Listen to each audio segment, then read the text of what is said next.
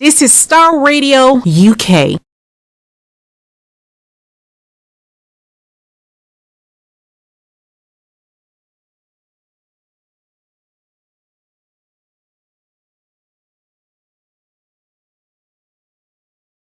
This is Star Radio UK. This is Star Radio UK.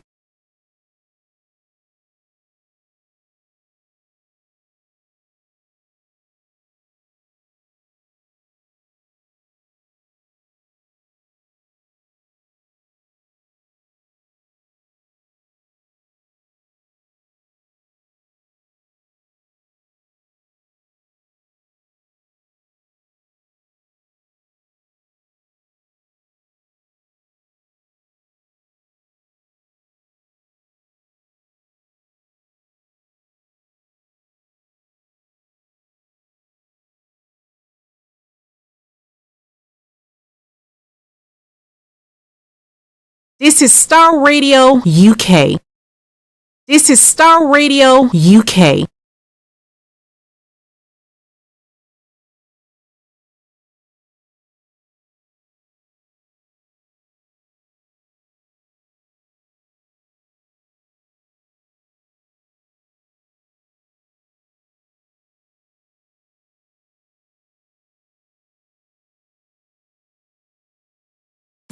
Broadcasting worldwide online 24/7.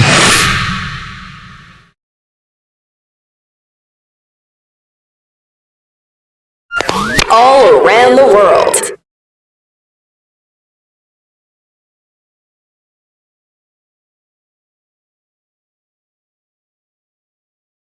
This is Star Radio UK. This is Star Radio UK.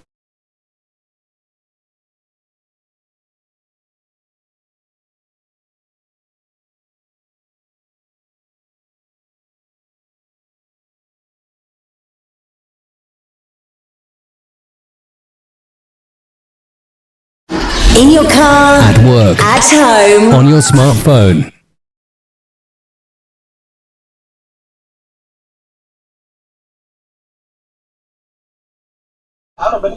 This is Star Radio UK. This is Star Radio UK. in your car, At work, at home, on your smartphone.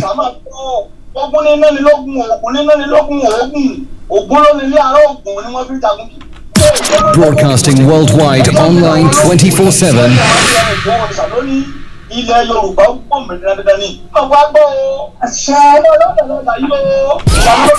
The best radio show. The best radio show.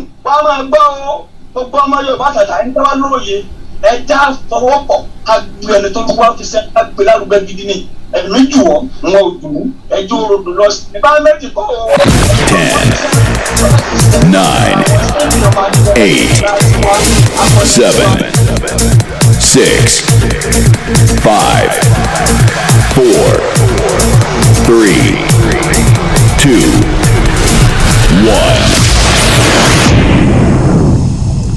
1. Wow. It is the Wednesday edition. My name is Olayomi Koiki. Shout out to Prophet Adeyemi Olanrewaju Mokin Mufitowotowo Kin Mama Kin by Pelu Star Radio UK. Welcome. It is the last Wednesday of the month of November. It's going to be hot in the studio. I welcome you as you're joining us. I hope you can hear me loud and clear back as you're watching us from different part of the globe. My name is Olayomi Koiki. This is the finest African and Caribbean radio station in London. in your car, At work, at home, on your smartphone. Mo kí àbúrò mi dáadáa ìmọ́lẹ̀ Yorùbá mo ní káàbọ̀ sórí ètò. We will be speaking Yoruba later, but as you all know, this is an international platform. That means that we are communicating with different world. We're communicating with people around the globe. As you're joining us, what you can do to me is just let somebody know that we are back again on the Star Radio UK, the finest African and Caribbean radio station in London. My name is Olayomi Koiki. And first and foremost, it is 1800 hours in London. That means it is 6 p.m. local time here. Easy. All the way in Miami. This is for you. Welcome. As I always say, in America, in Nigeria, around the world, it's a very beautiful day. It is cold outside, do not worry about my sleeveless, because this is a special outfit, and when I put something like this on, I feel very, very happy. I am an happy person, and I hope that the quote for today says, if you knew if you knew that your time left on the earth was very, very short, if you know that you are dying tomorrow, if you know that this is going to be the last time that you exist as someone, what will you do in a different direction? A lot of us are praying that we should die and we should go to heaven, for those that believe, because not everybody believes in heaven. But if you are one person watching me tonight, whether in Nigeria, whether in Africa, whether in Sierra Leone, whether in Portugal, whether in Dubai, if you know that your time on the earth was very, very short, sometimes people are told that you're going to be dying in the next couple of weeks, and I'm not joking, and they will die. Because the scientists have been able to tell us that there are some illness that might lead to the death of individuals, chronic disease. We pray for nothing of such. But the quote for the day to start the program on the finest African and Caribbean radio station in London. The best radio show. What again? The best radio show. It is the best radio show in London. It is the evening. I say shout out to my beautiful mother. Shout out to Igbowosha. Shout out to every one of you out there. And I say good evening and welcome. A good news I'll be sharing with you during the Yoruba Nation conversation. As we continue to monitor what is happening in Yoruba land, we will be talking about the budget. President Bola Ahmed Tinubu budget. We are borrowing again. Nigeria continue to borrow. A country that loves to borrow. The question is, each time we borrow, are we using it for the right thing, or are we just borrowing for the borrowing sake? All these will be discussed, but I would like to appreciate my producer, Mr. Frank David, and Mr. Archie, and all the presenters on the Star Radio UK. I would like to appreciate those of you that have joined us on the sister broadcast. I welcome you on the Mix LR. I say shout out to you, Ogumola Abiodun. Money igbakigba ti ba ti wa sile ajo ma lo Jamala Ibadan ni. This is again. Are you ready to turn it up? I beg make una turn it up, because Nigeria they borrow money, borrow. Borrow. Olanrewaju Emmanuel, shout out to you. As I say, if you do not put a comment out, I do not know you're there. Nuruddin, good evening to you. Oladinro, good evening to you. TJ Baba, I say this is the finest African and Caribbean radio station in London, and I say this is for TJ Baba. Welcome. It is very warm inside here. Please do not dress like this outside, because it is no longer summertime. We are now in winter. Shout out to those of you in Turkey. Shout out to those of you in Cyprus. Shout out to those of you on the Twitter. Oh, hey, Biafra. We hope that the next month will be a good one for Nnamdi Kanu. Shout out to you, Mrs. Bemisola 431 on the TikTok. We are back on the TikTok. Where should we start from? Should I play to you this? Maybe we should start with this one, because the budget for 2024 is out. Shout out to my producer, Mr. Archie, that is working very hard, making sure that Naija Voices comes on air every Wednesday. Let's start with this from President Bola Ahmed Tinubu. The cost of fuel has gone up. Food and other prices have followed it. Households and businesses are struggling. Things seem anxious and uncertain. I understand the hardship you face. I wish there were other ways, but there's not. Wow! Che! Wala deo. This is Star Radio UK. Wala deo. President Bola Tinubu said there is no other way. But it seems that the budget, Kenny Ganiu, shout out to you in Libya, shout out to you on the backup channel, Bishop Adesina, I might speak to you. Make sure your phone is available, because we need to discuss this Bola Tinubu's budget. Nigeria is borrowing again. We are borrowing, borrow. I think we should listen to that one more time. This is from President Bola Ahmed Tinubu. The cost of fuel has gone up. Food and other prices have followed it. households and businesses struggling. Things seem anxious and uncertain. I understand the hardship you face. I wish there were other ways, but there's not. Baba Bola Tinubu, there is no other way. Is there another way for Yoruba nation? Is there another way for Biafra? It is the right, and that right will be respected. Tony B, good evening to you. Good evening to our Baba, a grandfather, a father that says, the country dies. Is talking about Nigeria. Mama Fitawotawa Kinyi Babawa Boye. If you're joining for the first time, you don't know how we do it. We are here till 8:30 p.m. local time in London. It's gonna be hot in here. It's gonna be interesting. There will be a lot of discussion. I'll be speaking to Bishop Adesina to tell us a little bit about Bola Tinubu's budget. We are borrowing money again. Is it for the interest of Nigerians? President Bola Tinubu is on his way to Dubai for the COP28. I'll be telling you that. Bishop Adesina said Nigeria is finished. Nigerian government now borrow to fund its national budget. What then is the essence of Nigeria existing? Disintegrate the component unit and save the generation from a very big problem. Tony B, good evening to you. If you're watching me for the first time, Aziz Sikiru, shout out to you. Good evening, Mr. David Adegoke. I say shout out to you, Imole Yoruba Said Jima, good evening to you. Keep it going. You need to share the program. If you don't share it, nobody knows. Good evening all the way in Italy. I love Italy. The spaghetti there is a place I would love to visit in the new year. I have a lot of places I want to visit in the new year, but how do I fund it is the question. How do I fund it? Maybe somebody's going to help. We were down at the COVID-19 UK inquiry, and it was quite interesting when I got there because I was able to see and feel how many of you were affected during the COVID. I remember traveling back to London and I was stopped at the Heathrow airport, and the reason for that is because I was told that I traveled. I'm not going to tell you which part of the country I was traveling from and which side I was going from.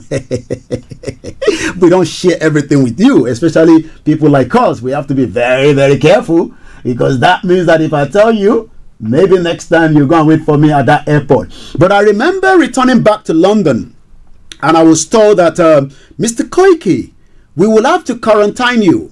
And I said, why? He says, well, you've actually traveled through a different country that was on the red list.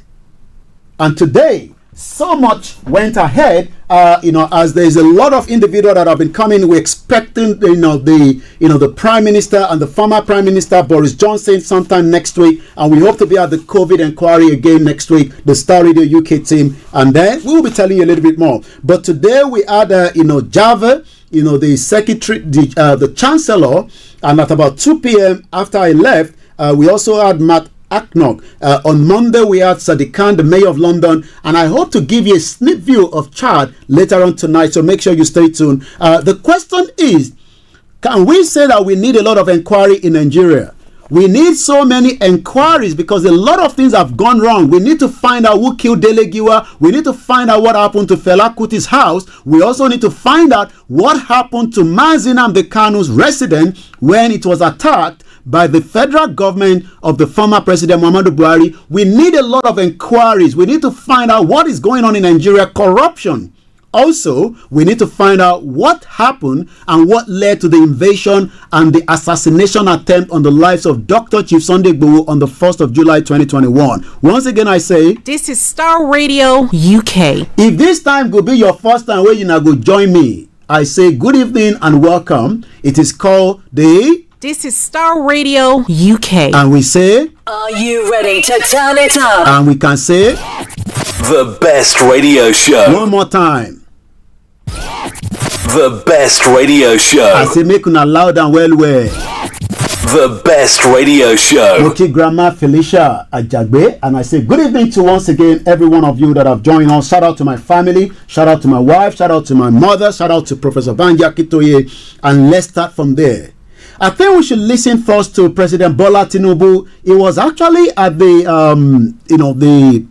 National Assembly at about 11:05 presenting the budget, the 2024 budget. But do you know that Nigeria will have to also, what we can say, borrow? we need to now borrow to be able to do our own budget. Nigeria do not have any money anymore. Once again, I'm asking. Somebody say inquiry ni is your colonial master Europeans that should conduct the inquiry. Okay, no problem. As long as you don't want inquiry, in UK we do a lot of inquiry and we find out what happened so that we can be able to learn from that. So if Nigerians say they don't want inquiry, no problem. But one thing is, Nigeria will completely disintegrate at the appropriate time. But many Nigerians are living in denial. A country that cannot fund its budget is a failure. A country that continues to borrow. For 63 years, we failed to save money. We saved money, but those money were corrupt money that eventually left Nigeria to other countries around the world. Abacha stole so much money that every time we need money, we go to Abacha's grave and say, please tell us where the money is. $5 billion of Nigerian revenue from Nigerian money has been taken back. Let's listen to Bola Tinubu, the President of the Federal Republic of Nigeria, that is currently en route to Dubai for, or should we say United Arab Emirates, for what we call the COP98. Once again, a very good evening and welcome to Star Radio UK, the finest African and Caribbean radio station in London. Let's listen to what they call, they call him Agbado. I'm not sure why they decided to call Bola Tinubu Agbado president. Recruit 50 million. What are they going to eat? Cassava and Agbado. He is now the president. Buhari is no longer the president. The question we should ask Bola Tinubu, the president of the Federal Republic of Nigeria, is, are we sure that they will be able to manage the affairs of Nigeria for the next 4 years as the mandate says Imilokon? Let's listen to Bola Tinubu, the president, when he spoke today at the National Assembly. Once again, this is Star Radio UK. This is Star Radio UK. And let's listen to Bola Tinubu. Closely with us to ensure that the deliberations on the 2024 budget are thorough but also concluded with reasonable dispatch. Our goal is for the Appropriation Act to come to effect on the 1st of January 2024. I trust you will do it.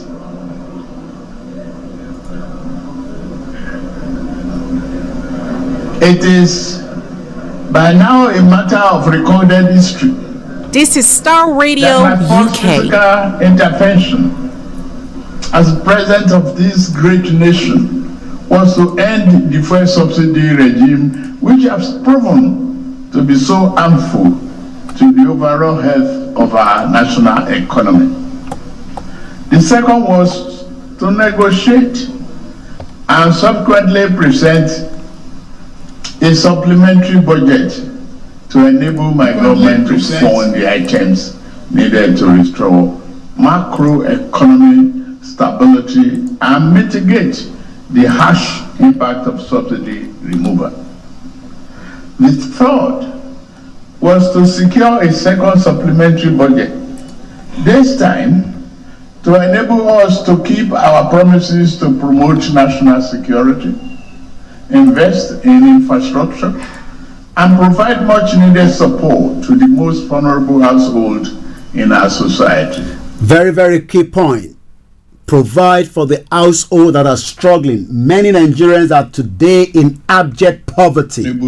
Abject poverty. Princess Awoniyi Adebimpe Timofitowoto Daruko. I say good evening to you. Akinola Egbomi Daudu Olanrewaju say who go pay the money back? Only borrow we hear, but we don't see what they use the money for. Àwọn alálẹ̀ àgbèwà o. Ijaya, this is for you, sir. Welcome. Once again, this is a special one for every single one of you if you're joining us for the very first time on the Star Radio. This is Star Radio UK. I say, Are you ready to turn it up? let's go back again and listen to President Bola Tinubu. 15 minutes past, like I say, this is still the finest African and Caribbean radio station in London. The daily quote for today says, and I quote, if you knew that your time left on earth was short, what would you do with it? kí ló máa ṣe pẹ̀lú ayé tó kù nígbà tó bá sọ fún ẹ pé bí alọ́túnla àbí lọ́la àbí ní oṣù kan tó ń bọ̀ ẹ̀mí máa lọ lára ẹ̀. Do something in that direction today. What will you do? I know what I will do. I will serve the Yoruba people and I will continue to serve humanity. The Yoruba people wants to exit Nigeria. It is our right, and the government of Bola Tinubu must sit down and negotiate with us. The Biafra wants to go. Anyway, we don't like the Igbos. I'm sorry to say, it is just a fact. The 300 ethnic groups are finding it difficult to live side by side. It is time now for what we call a roundtable discussion and a total dissolution of Nigeria. But before Nigeria dissolution comes through, Bola Tinubu continue to borrow to fund the budget. Let's listen to him again. In my cabinet and reflecting on the unique challenges facing us, I invited the ministers to imagine that we are attempting to draw water from a dry well. The daily code for today says, and I quote, if Today, you knew I that stand your before time left on earth was short, what to would present you do? our budget of renewed hope. Let me pause that again. I want us to take note. Omodamilare, good evening to you. Ifatomi Akindele George. I love that name. Ifa. Awala Nifa, and we must love it, we must respect it, we must appreciate it, just as we love the Christian, just like we love the Islam, just like we love the Judaism, the Hindu. Remember that you should not fight for religion. Religion is just something between you and your creator. But the Yoruba has something that was given to us by our forefathers before the colonial empire decided to destroy what we are. Today, if somebody say, Ifani Moishe, please appreciate it. Does not mean that the Christian will not be part of the Yoruba. Does not mean the Muslim will not be part of both. But the present Nigeria today has been divided in ethnic line, and as we say, 12 states in Nigeria are practicing Sharia law. This is again broadcasting worldwide online 24/7. This is Star Radio UK. I say good evening to Tony AJ. This is Star Radio UK. My name again is Olayomi Koiki, and let's go back again and listen to President Bola Tinubu. Shout out to you, and I always say the Omoluabi apparel is something that you should think of. When you look at me like this, I look very good. It's because Omoluabi apparel say, Emini Baba Yoruba. You are the one that represents the Yoruba. Anytime I go out, do you know that I met at least 2 people at the COVID-19 inquiry today? 2 Nigerians, 2 Yorubas doing security. There's nothing wrong in that. One said to me, Mr. Koiki, I was crying. What about you?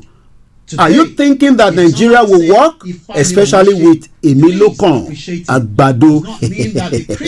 If you say this in Nigeria, you are in problem. DSS will come after you, so be careful. This is Koiki on the Star Radio UK, and if you're joining me for the very first time, I welcome you once again. Welcome. Baba boy is up with money in, money out. Kalo politician. Baba, kí ló ń pè ní kalo? Because some of us, we've left Nigeria too long. We cannot understand the meaning of kalo. Can you help me to translate that to English? Once again, I say good evening to those of you that are watching us on the TikTok. Once again, shout out to any of you that are joining us in the northern part of Nigeria. But tonight, it's all about Nigeria federal government of President Bola Tinubu borrowed, or should I say, the rubber stamp Senate that is going to allow that to happen. But let's go back again and listen to this presentation. This is a conversation that the president had before he jet out. I remember the president throwing it like that. Shout out to those of you all the way in Woolwich. Shout out to my family that have just arrived. They're settling down somewhere in the southeast. I'm not going to tell you where. It is going to cost £1,900 for a 3-bedroom flat. London is becoming expensive. What is going on? It is no longer cheap to live in London. Lekon Ali, shout out to you. To my friend in Manchester doing bread, Mamani Oremi Onibuedi. Good evening to you and welcome once again to those of you that have joined us from different parts of the globe. Than ever before, in cementing macroeconomic stability. All this grammar, macroeconomy. Immediately after Tinubu speaks, we need to go straight to Lagos because we have our money man. I'm not talking about the money man that speaks to Archie during the time, but we have our own analyst, the best analyst of our time. I remember Bishop Adesina say, hey, Naira is going down. It is literally going down. How much is the Naira to the dollar today? These are not specimens. These are original money. How much is the Naira to the dollar? Somebody say gambling is called kalokalo. Oh, thank you, Mr. Duet. I am now being told that kalokalo is called gambling. Please do not gamble. I saw a video from Port Harcourt where they have actually gambled everything. A man was out there, a big man, a family man, sitting on the floor. I think he must have lost money. Please, if you have to gamble, I'm not encouraging you to. Do not gamble with your wife money. That one go be wahala. Let's go back to Bola Tinubu. President Bola Tinubu might have a good idea. He might want to bring. Oh, no voice. Where is there no voice? Mrs. Taiwo Banusa said there's no voice. Gambling is tete. Okay, thank you so much. Somebody says, I have been in London for 17 years now. I have been in London for 25 years. I beg, you are not even up to 2 decades. You are already complaining. And as we always say, there are even people that are still traveling. I spoke to somebody before we went live, and he said to Mr. Koiki, wow, how do you know I just came back from Nigeria? So people are still traveling to Nigeria, but the question is, are Nigerians able to travel down here as well as they would love to? Let's go back to President Bola Tinubu. Capital spending, all this big grammar. I'm going to need Bishop Adesina to come and explain to me, because me, I don't understand all this big grammar. Capital spending, macroeconomy. I remember a late uncle of mine, Alaji Kuku, may God bless his soul. Every time there's a budget then before I traveled out of Nigeria in 1995, when I completed my secondary school, he will always say, oh yeah, explain what this budget means. I remember in phase 2. But now, as we are growing up in our 40s, what does the budget mean to you as a Nigerian? If the government is saying that we are presenting a budget, Buhari presented this budget for 8 years. We now find out that Buhari literally collapsed the economy. Ayomi Kundami to say Nigerian Federal Republic of borrow many of the looted. Mamawa Remileku say, that means there's a problem. Is there a problem in Nigeria? Should we just accept that President Bola Tinubu is trying his best, or should we question that as well? Once again, good evening to you, my brother Ijaya, the voice of the Yoruba. And as at 7:30, I'll be telling you the good news from the Yoruba Nation self-determination. Professor Banja Kitoye spoke to us on Saturday. There are a few things I'm going to share with you. Once again, Mokiba Bawa Kehinde Salami, thank you so much. If you're watching me in Nigeria, if you're watching us in Europe, in Asia, like I always say, welcome to Star Radio UK. This is Star Radio UK. In your car, At work, at home, on your smartphone. And let's go back again to President Bola Tinubu. Reflect the 8 priority areas of this administration. The budget will now present constitute a foundation upon which we shall erect the future of this great nation. Okay, I want us to hold on to that. Do you think that President Bola Tinubu, in his own government, should we be fair on him, saying that the future of Nigeria is bright, the future of Nigeria is okay, let me manage the affairs for the next 4 years and let us transform Nigeria to the economic hub? He told us in Germany that investors will be coming to Nigeria. He told us that Nigeria will become a player in the economy of Africa and the Western European countries. But the problem is, we need to borrow to start with. Let me give you some of the headlines as we have it. According to Reuters, Nigeria plans to trim budget deficit to 3.9% of GDP next year. This is coming from Reuters headline as well. I'm also going to be telling you the full script later on, the full text rather, of what the President Bola Tinubu presented today. And according to the cable in Nigeria this afternoon, or rather this evening, Tinubu presents the first budget as the president, and likewise is also prioritizing the economy, security, poverty needs to be reduced. They will keep borrowing till the country is finished, and separately by fire, by force. We must separate by fire, by force, no going back. What about those Nigerians that say, you all that are shouting, break up Nigeria, can you please allow Tinubu to run the affairs of this country for God's sake? What should we tell them? They have the right, because I do not live in a military country. I live in a democratic that also has the freedom of speech. So if those that believe that Tinubu is doing something, we should keep quiet. For those of us that say Nigeria is not working, allow Tinubu to operate. This is his first budget. Well, we saw Buhari did the same thing for 8 years, but what came after that? Tinubu is talking about economy, security, poverty reduction. Do you think that President Bola Tinubu can reduce the poverty in the country? Maybe not all, but at least reduce it drastically. Triple DRS says Tinubu has nothing to offer. How do you know? Many Yoruba people will disagree with you. I've had some say to me that, Mr. Koiki, we know that you are a big supporter of the dissolution, disintegration, whatever you want to call it, of Nigeria. But please allow Tinubu to operate Nigeria, and let's see where it's taking us to. I don't know where Tinubu is taking us to, but let's go back again and listen to the final part of President Bola Tinubu. Analyzing prevailing economic environment. Okay, economic environment. How do we get an economic environment when we have Boko Haram terrorists operating in almost every part of Nigeria tonight? Can you travel from Chokoto to Lagos tonight and you arrive safely? Well, even the airline end up from Lagos to Asaba instead of going from Lagos to Abuja. And I'm not making this up.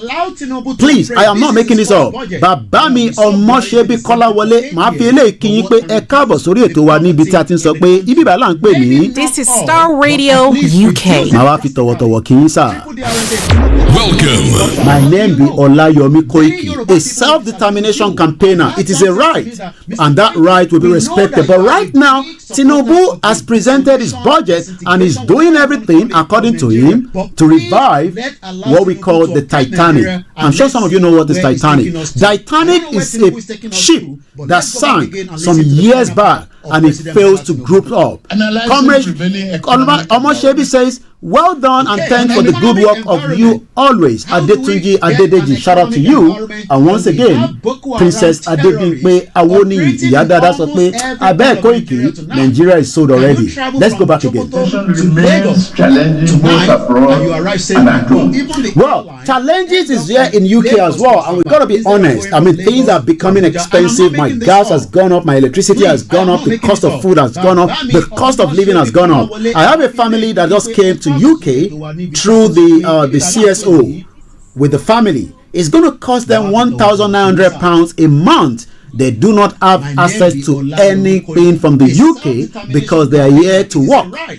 And let me say this, CSO, yes, I do not do any visa. I beg, please do not call me after this program and say, Mr. Koiki, I heard that you're talking about CSO. This is how they got here. How they got here, I don't know. But now that they are here, it is my responsibility as the Yorubas, or as some of you that believe as Nigerians, to guide you. Please, if you are in the country for the first time and this is coming through whatever route that you're coming from, please do not be comparing yourself to some of us that have full resident permit. Your permit allows you to work in one sector, especially those of you that are traveling to UK from Japa, whether on education purpose. You will not be allowed to work more than 16 hours. Well, you have the preference to work different places. But if you're coming on the C, is it COS? Yes, COS. Thank you so much. Certificate of sponsorship. My sister, Rookie Baby. I love that name. Rookie Baby. I think I should give you something, Rookie Baby. Let me give you this one. Welcome. Is that enough? I think one more time. Welcome. Once again, shout out to my beautiful mom, City Boy TV. So I strongly believe in Yoruba Nation. This is for my mom, and I welcome her specially into the program. Welcome. I think I should give her 3 busa. But now that they are here, welcome. Don't be jealous, my sister, Rookie Baby. Yes, certificate of sponsorship. If you travel to UK on certificate of sponsorship, known as COS, you will not be able to go and find job on the London Underground. Don't compare yourself to somebody that wants to work in the hospitality industry like myself. You have to stick to that industry, and please don't attempt to do crampy, corner. You are not allowed to have any recourse to public funding. Now you say you won't come UK. You must work. Let's go back again to Bola Tinubu, and then I'm going to connect straight to Bishop Adesina to explain all these things that Bola Tinubu talks about. But before then, I'll be telling you how much Bola Tinubu plans to borrow and how much is going to cost us for the next budget. We're looking at about almost 27 trillion naira. That is a staggering amount of money. Baba Mama Shebi say Tinubu is just borrowing, is just blowing stories that the fools wants to hear. They all have nothing to offer after the masses. Our total separation is the best. Bola Tinubu says 27 trillion naira budget. Koiki, why are you complaining? With this budget, I can transform Nigeria, but first and foremost, I need to borrow the money. Let's go back again. Oh, I love that bit. COVID. I was at the COVID center today. A lot of journalists, a very busy time. We're expecting the Prime Minister and the former Prime Minister to be at the COVID center hopefully next week. I'll let you know tomorrow. And if that's going to be the case, I will return back again next week to capture on that. COVID-19. I remember I was affected. I was actually quarantined, even though I never traveled to that country. But the UK government said, Mr. Koiki, you've traveled through the red zone. It was a big time. About 26,000 people died in UK for that alone. That is the reason why they're making that inquiry. Do we set up an inquiry for the 28,000 Yorubas that died during the former president Muhammadu Buhari? Should we set up inquiry for the genocide that took place at the southeast? Should we set up inquiry for how many people that were killed in the northeast, northwest, north south, or wherever on the south side as well? There must be a lot of inquiry to be set up in Nigeria so that we can be able to think and reflect on that. If you're watching me in Kenya, I say this is President Bola Tinubu speaking, and we have the last minute to listen to it now. Armed conflict in various parts of the world and restrictive monetary policies in major economies, we expect global growth to hover around 3.0%. Wow. So President Bola Tinubu expects a global growth. Before we speak to Bishop Adesina in just about a few minutes, let me now give you a breakdown. This is my 1, 2, 3 say what we need. What do we want? Yoruba nation. Do we want it? Self-determination ASAP. Mr. Akinlade Oluwa Fumilola, thank you so much. My name is Olayomi Koiki. Sheun, thank you so much. I want to pronounce the other name, but the last time I did, you actually told me that it was not pronounced properly. So I will leave that alone, but I will just say thank you so much, Mr. Sheun, for joining us all. We're going to speak to Bishop in just about a few minutes, but before we do that, let me try to capture what I would call some of the text from the President Tinubu budget at the National Assembly. So this is how it goes. I'm going to be very fast about it. Thank you so much if you're joining me for the first time. This is the Star Radio UK every Wednesday, Niger Voices. We talk about Nigeria. We've been doing this for the last 5 years. I remember Showore sitting there during the campaign in 2019. I remember Fela Durotoye. Both of them were in this studio with me. We couldn't get Atiku. Neither could we get Tinubu there. They were running away from us. But this time around, Tinubu is the president, and like I said, is currently en route to Dubai for the COP28. I'll be monitoring that, and I'll be telling you a little bit more about that. Once again, thank you so much for those of you that have joined us. We will not be staying too long on Olayomi Koiki on the Instagram. You might have to go on the Koiki Media where you'll be able to watch it. Waris Jinodu say Nigeria suffering for the unborn generation prosperity. Bola Tinubu philosophy. Let's read this. Delivered by His Excellency Ashiwaju the Jagaban. I'm just adding that to Jagaban.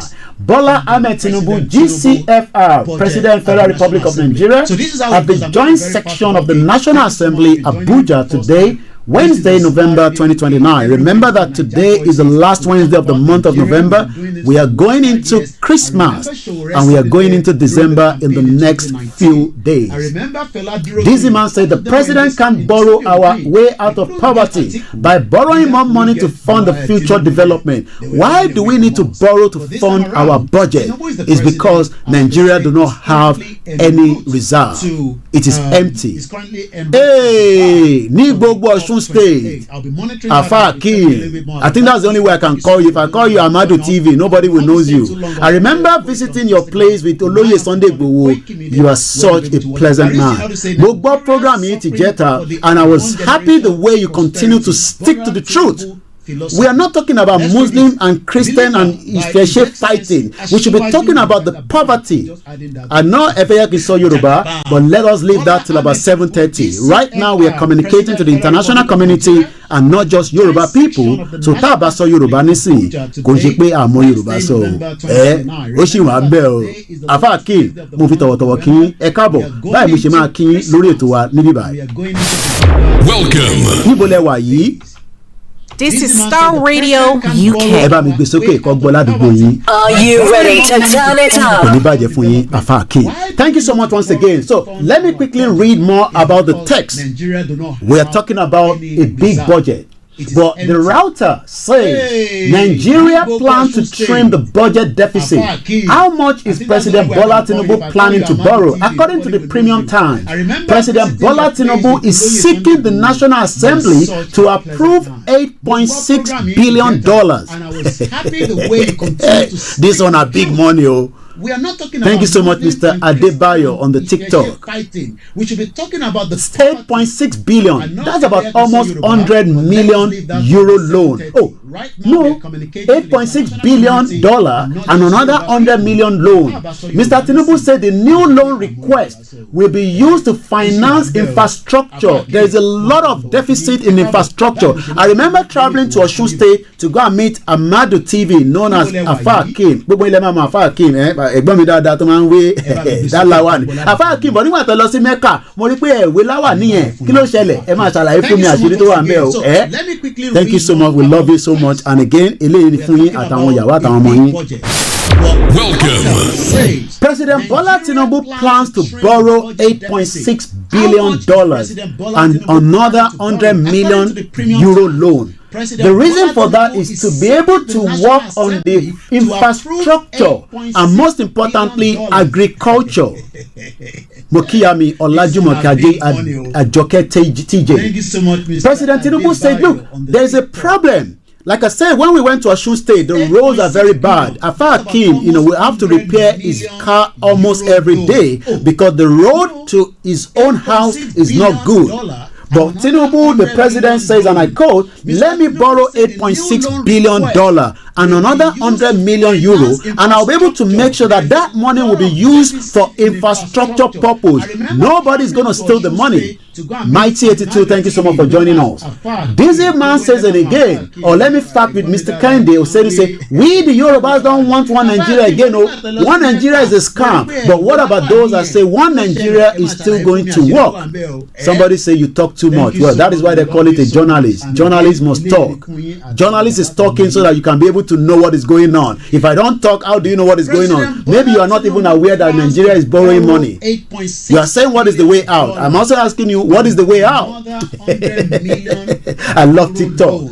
Journalist's job is to talk. That is why they call it broadcasting. I met some students from the University College London when I was reporting this morning. They are there to capture something. So please, when you come on the program, this is not Gist Lover, this is not Linda Ikeji, this is an education platform called the Niger Voices.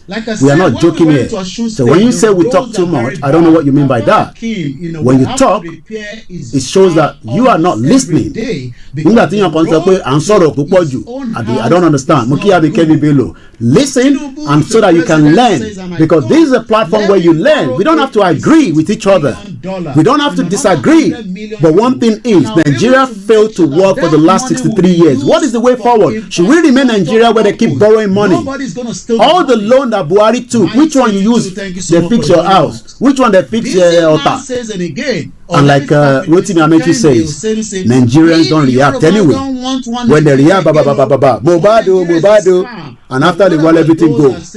You know, I can understand it was due to the NSAR. Many of you were killed. Some of you are still in the prison. This is again. This is Star Radio UK on the network called The Best Radio Show. So we are borrowing to be able to get things done. According to Tinubu, it needs that loan for infrastructure, also agriculture. Many of you are complaining about your health.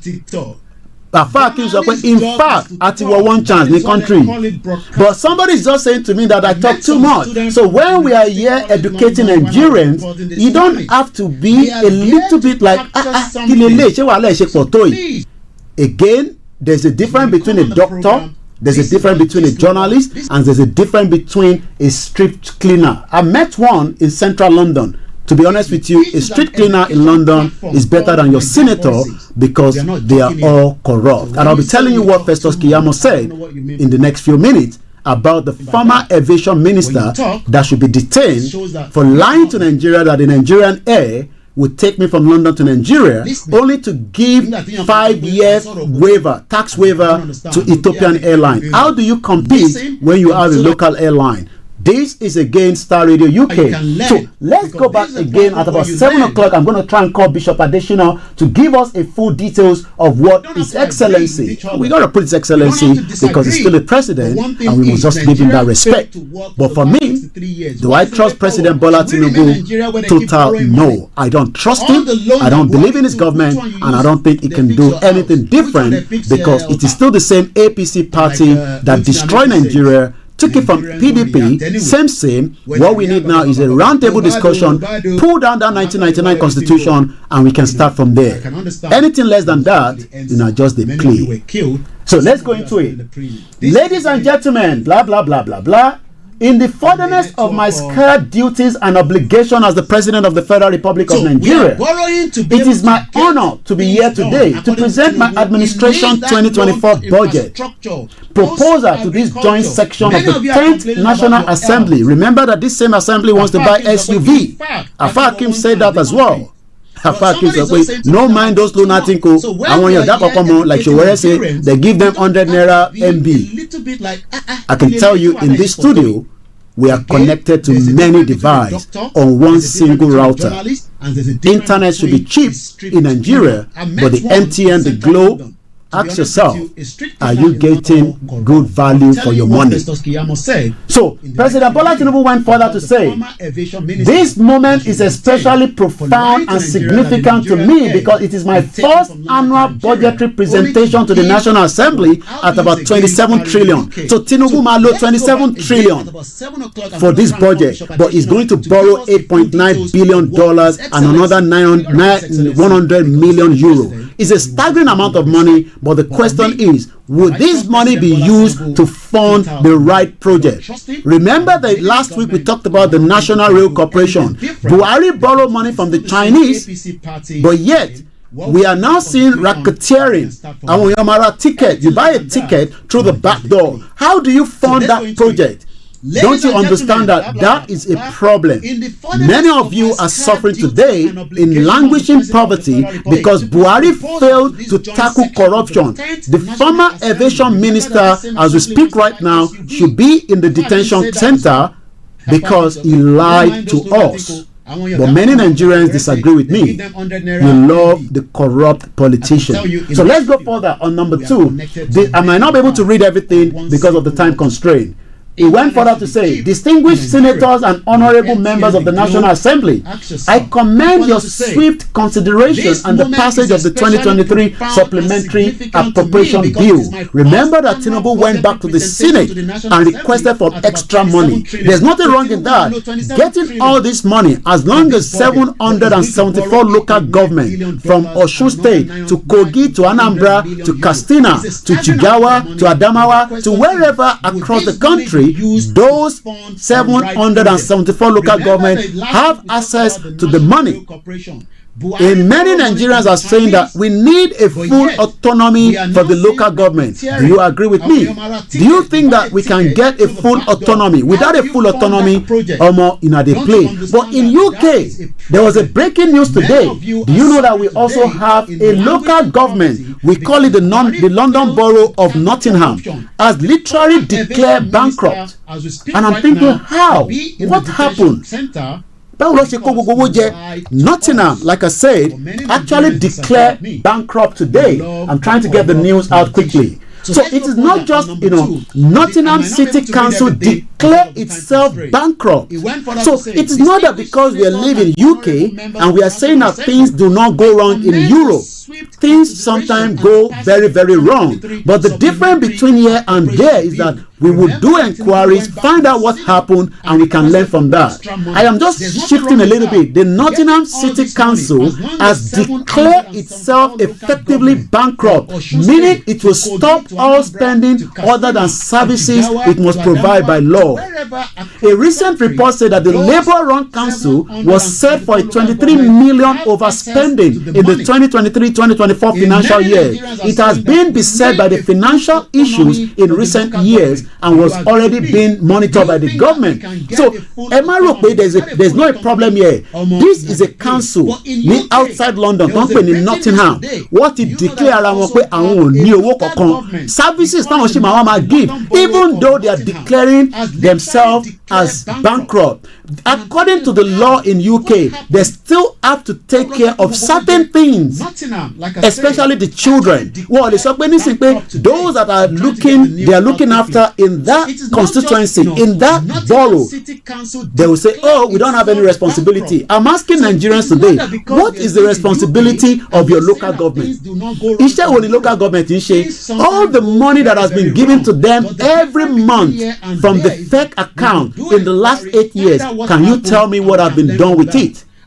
This is why some of us are saying that if the country is too big, let us disintegrate it. Let us break it down into smaller units so that we can look after ourselves, so that many of you today, not everybody,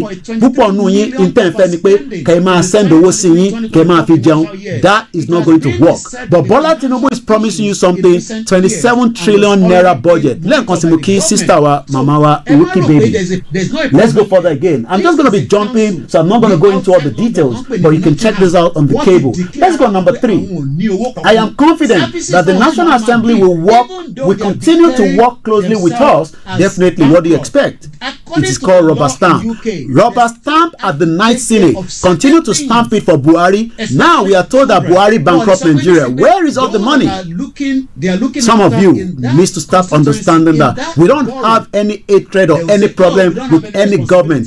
Be it Buhari, be it Tinubu. What we are saying is that your life is no longer working as we want it to be. Your future is at stake. This shouldn't be happening in a country that has vast amount of resources. Many of you have gone to university. Many of you have been able to study something. How can somebody be calling me today and say, Mr. Koiki, we need the clipper? I mean, that should not be happening. So what is the essence of Olokoshe? When things like this happen in this country, there are some agency, there are some grants that you will be given, sometimes not even monetary.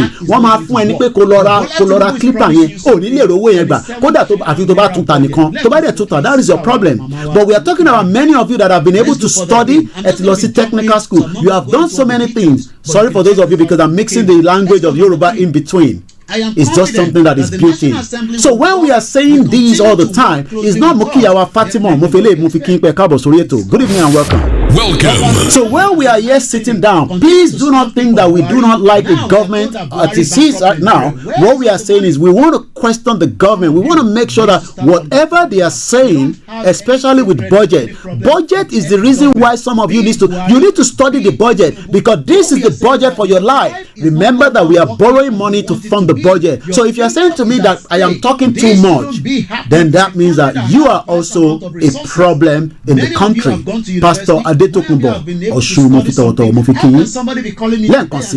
Good evening and welcome to Star Radio UK. The Daily Quote says, and I quote, this is the last Wednesday before we go into the new year, or the new month rather. So by the time I'm coming next month, we'll be going into a December month. Baba Midele Mohammed. I don't have problem with the Hausa people. All I'm saying is that I want to have a country where there's freedom of speech and I can be able to be respected as a Yoruba man and speak my own language. The Daily Quote says, and I quote, if you knew that your time left on earth was short,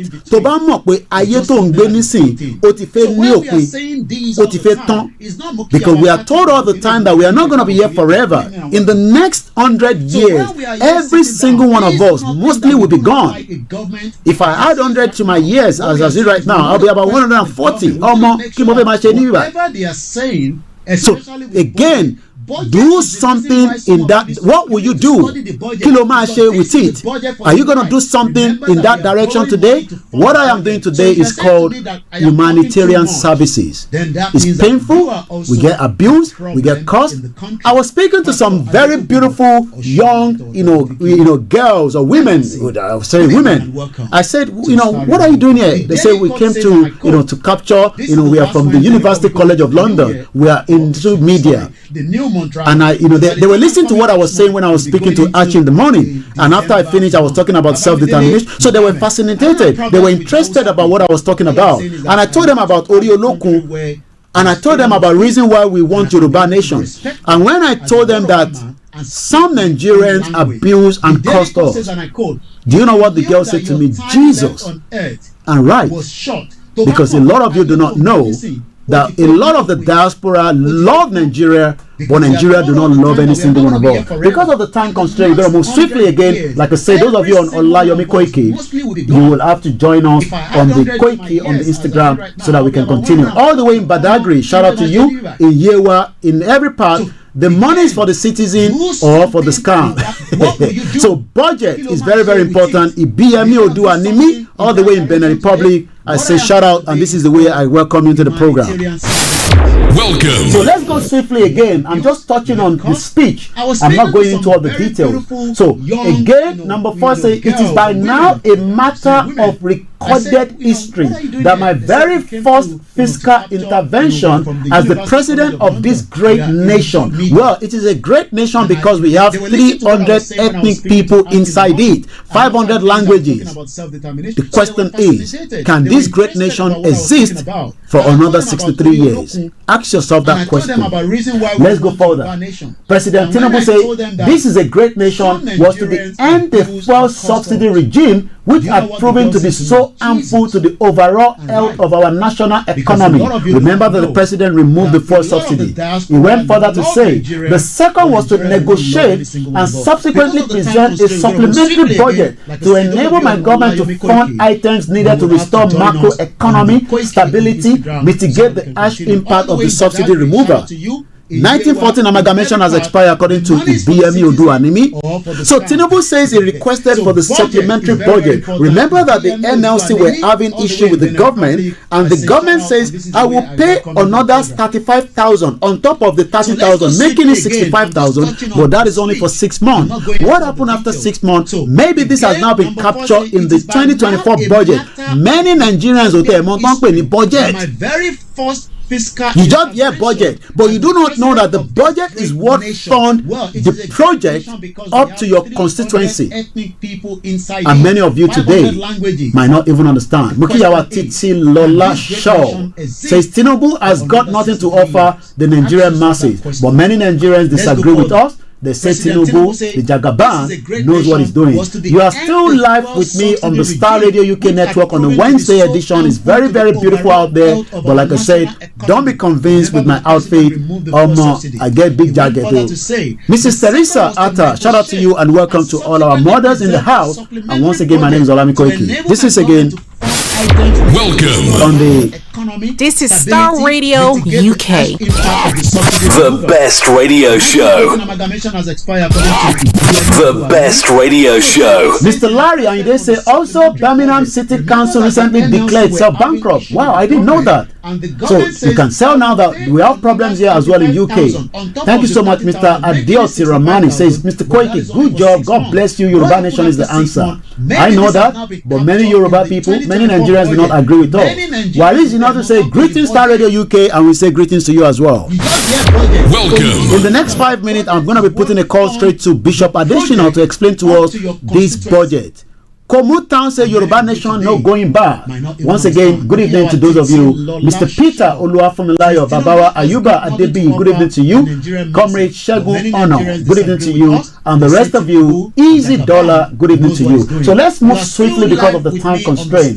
In swearing in my budget, in swearing in my cabinet and reflecting on the unique challenge facing us, I invited the minister to imagine that we are attempting to draw water from the dry well. This is the phrase that President Bola Tinubu says. Big Batafe Omi Jade Kuro Ninubitiko Somi. Nigeria has what it takes. We have everything. The most important thing that we have is called the human resources. But today, 60% of our youth are wondering about no job and they are crying out, and some of them end up to Japa. And that Japa has cost them a lot as well. We cannot send everybody out of Nigeria. The question is, can this budget of President Bola Tinubu, his first budget as the president, can this be the difference or the game changer? What do you think? In the next 5 Or minutes, do you think that borrowing? Shout out to you. I spoke to a brother, Buki, before getting into the studio. You might be wondering, Buki or Queen? Yes. Shout out to you. For those of you that want Yoruba Nation, wait till before 8 p.m. I got two good news for you. Because of the time, let's quickly pick up on the real nonsense. It is unfortunate that we are borrowing more daily basis. They continue to procure unnecessary projects like buying land cruiser for the unique honor people called honorable. Thank you so much. Once again, I'll be coming out of Olayomi Koiki Instagram because we need to call Bishop Additional on that line in just about a few minutes.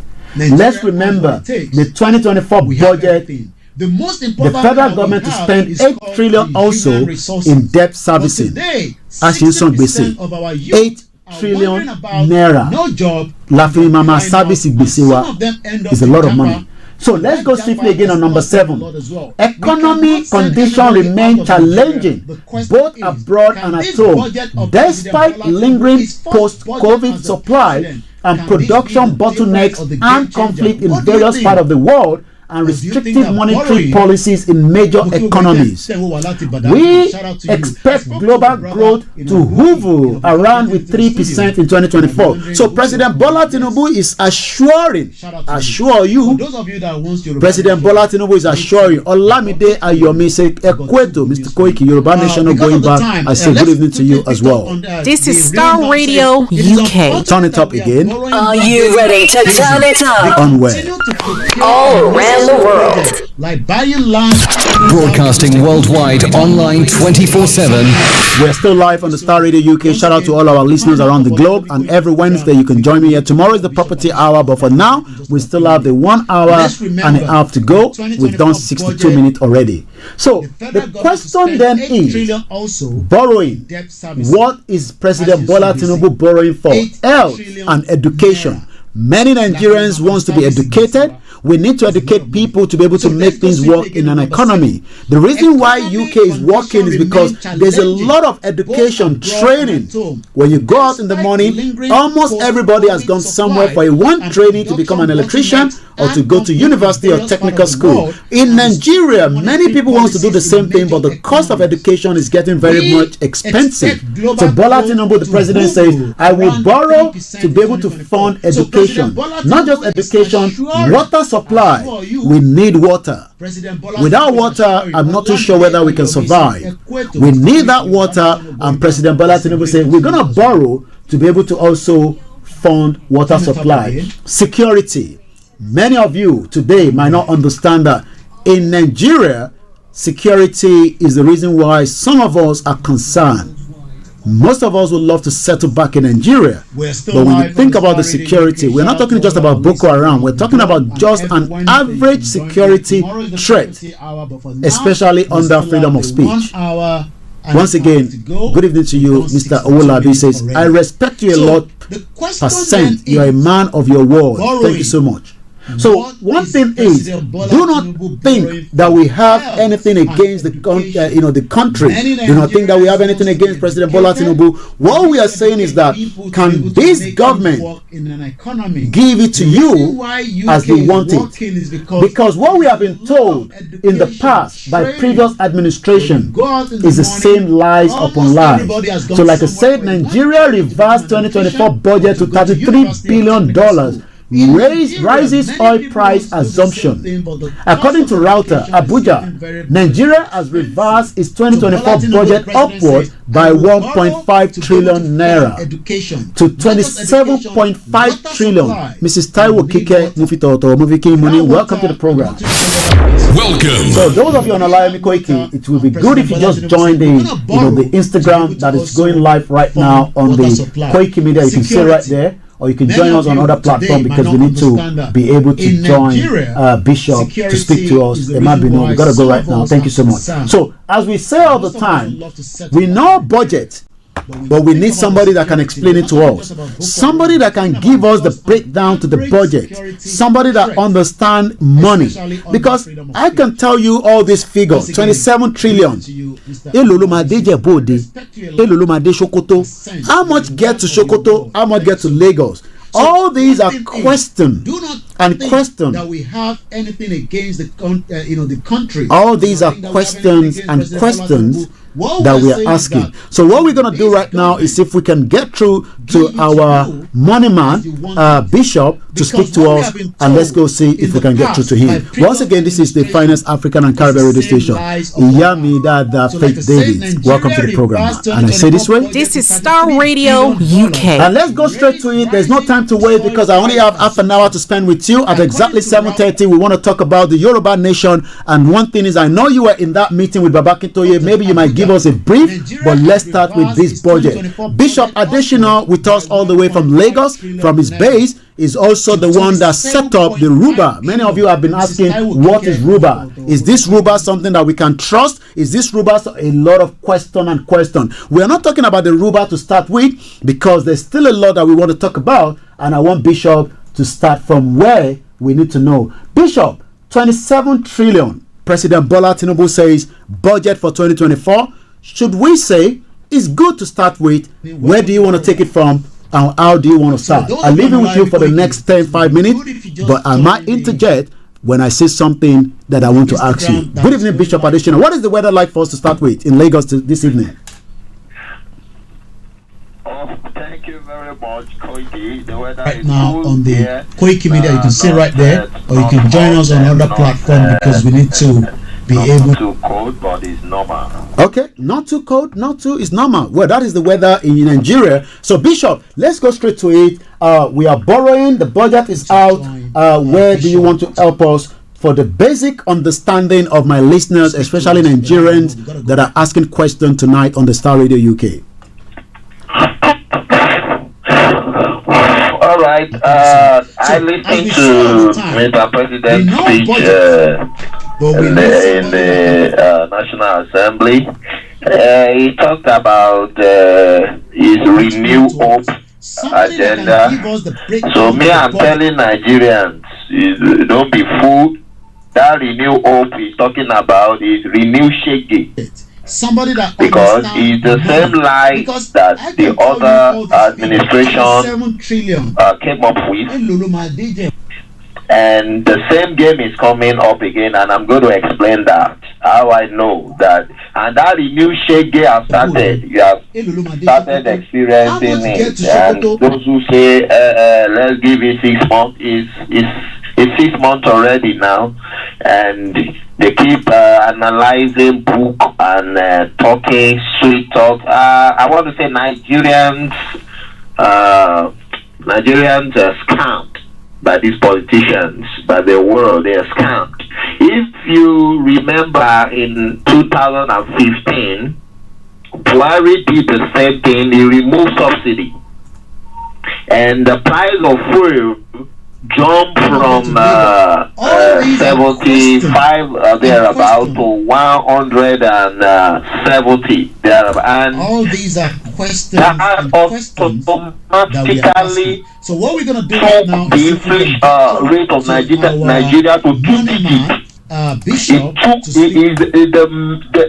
the first time, it destroyed the economic stability of Nigeria, in which people at the grassroots may not know how far that has been, but the people at the top even grown at that time.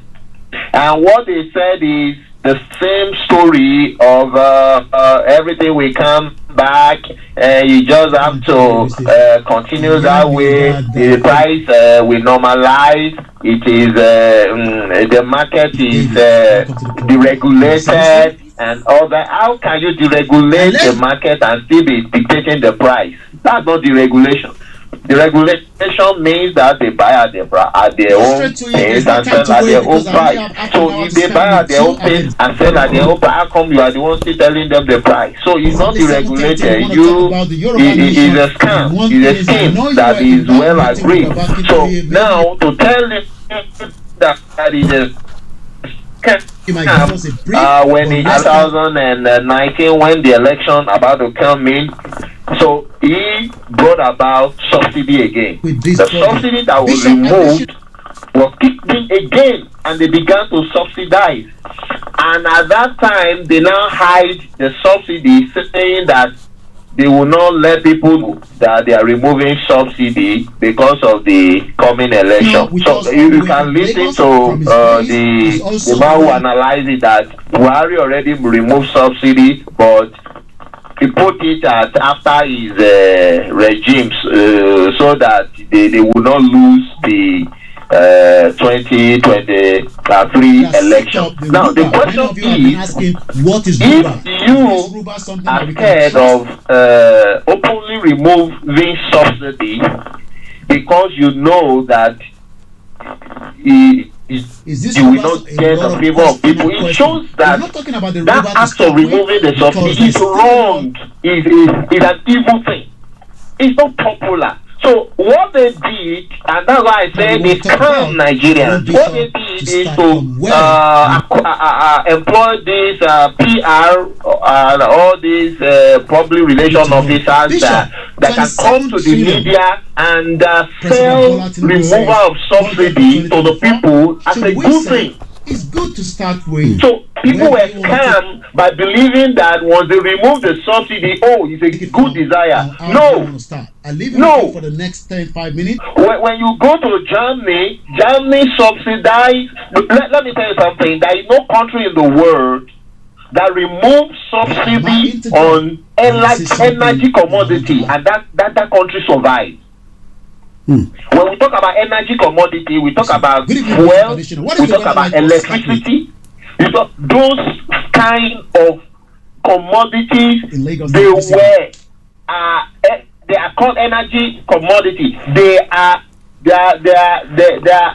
essential commodities for citizens to thrive and for microeconomy, because I heard him talking about macroeconomy. Microeconomy are the people, Yalata, Yelewedu, people selling provisions. We are not talking about the gigantic companies or the aero. No, we are talking about the microeconomics. Those are the business that run the GDP of a country. Those Yalata, Yelewedu. So we in UK we will call them, the man with the white van. The man with the white van goes out every morning, and they are the one that runs the affairs of this country. Go ahead, Bishop. Thank you very much. So if if business is not viable, if there is no enabling environment for this small business entity to survive, the GDP of the country collapses.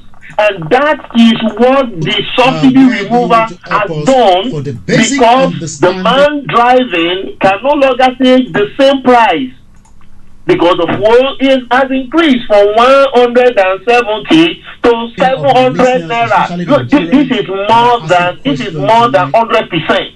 You are talking about 600% increase here. Now, and you want the people that will go to Shasha and buy banana, people that will go to Shasha and buy plantain, people that will go to Ikorodu and buy vegetables, and move it down to Lekki and sell to thrive. When the price of the commuter, the transportation change exorbitant price, and they can't afford it anymore. How much will they sell the Ewedu? You can't. So if I get hold on, Bishop, hold on, Bishop. Sorry to cut you short. So what you're saying is that the reason why we're hearing those market women, I remember they came out in Ibadan, they were complaining, they were protesting that the cost of the fish has gone up. Is it because that woman in Lagos selling fish cried and was costing Tinubu? Those are microeconomy that he's talking about. That's why I say Nigerians, they just come up there and read paper to the people. They are scammers. You are killing the same economy that you said that you are promoting.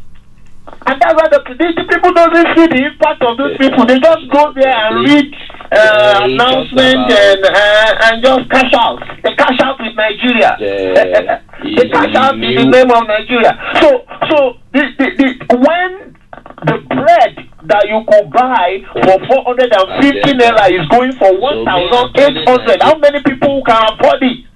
You see that you don't sell anymore. You see that you can't afford to go for 20 bread before you are now going for like 5 bread.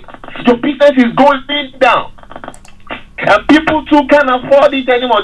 So the microeconomy is dying. It's not even dying.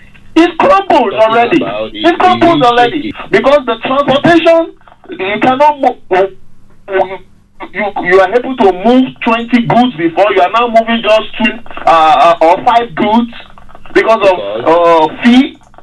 And the transportation, the man who is going to transport you is just looking at the managing, because he knows that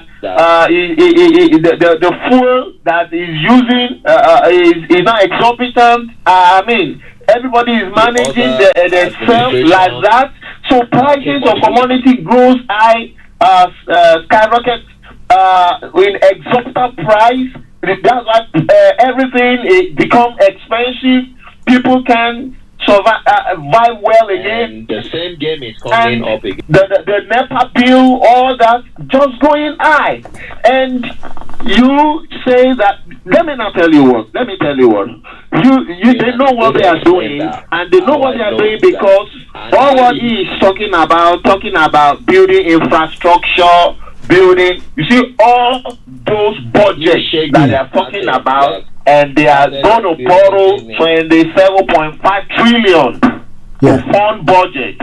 That money will not exceed government parastatus. Okay, 1 minute, Bishop. Good evening once again. 1 minute, Bishop. 1 minute, Bishop. 1 minute, Bishop. 1 minute there. Good evening once again to those of you that have joined us. If you're still with us, you are watching the live from the Star Radio UK. Good evening to you, Eunice Uchechi. Good evening, Kingsley. Good evening, Mrs. Esther. Bishop, you're giving us the breakdown, and I don't want us to keep talking without me, asking 1 or 2 questions. Especially, we have many of our listeners both home and abroad, and we have so many on different scales. Some understand why some do not understand. The most important thing I want to ask now is that I know you're trying to still go ahead and give us some breakdown. Would this new budget of this new government be able to stabilize the Nigeria economy?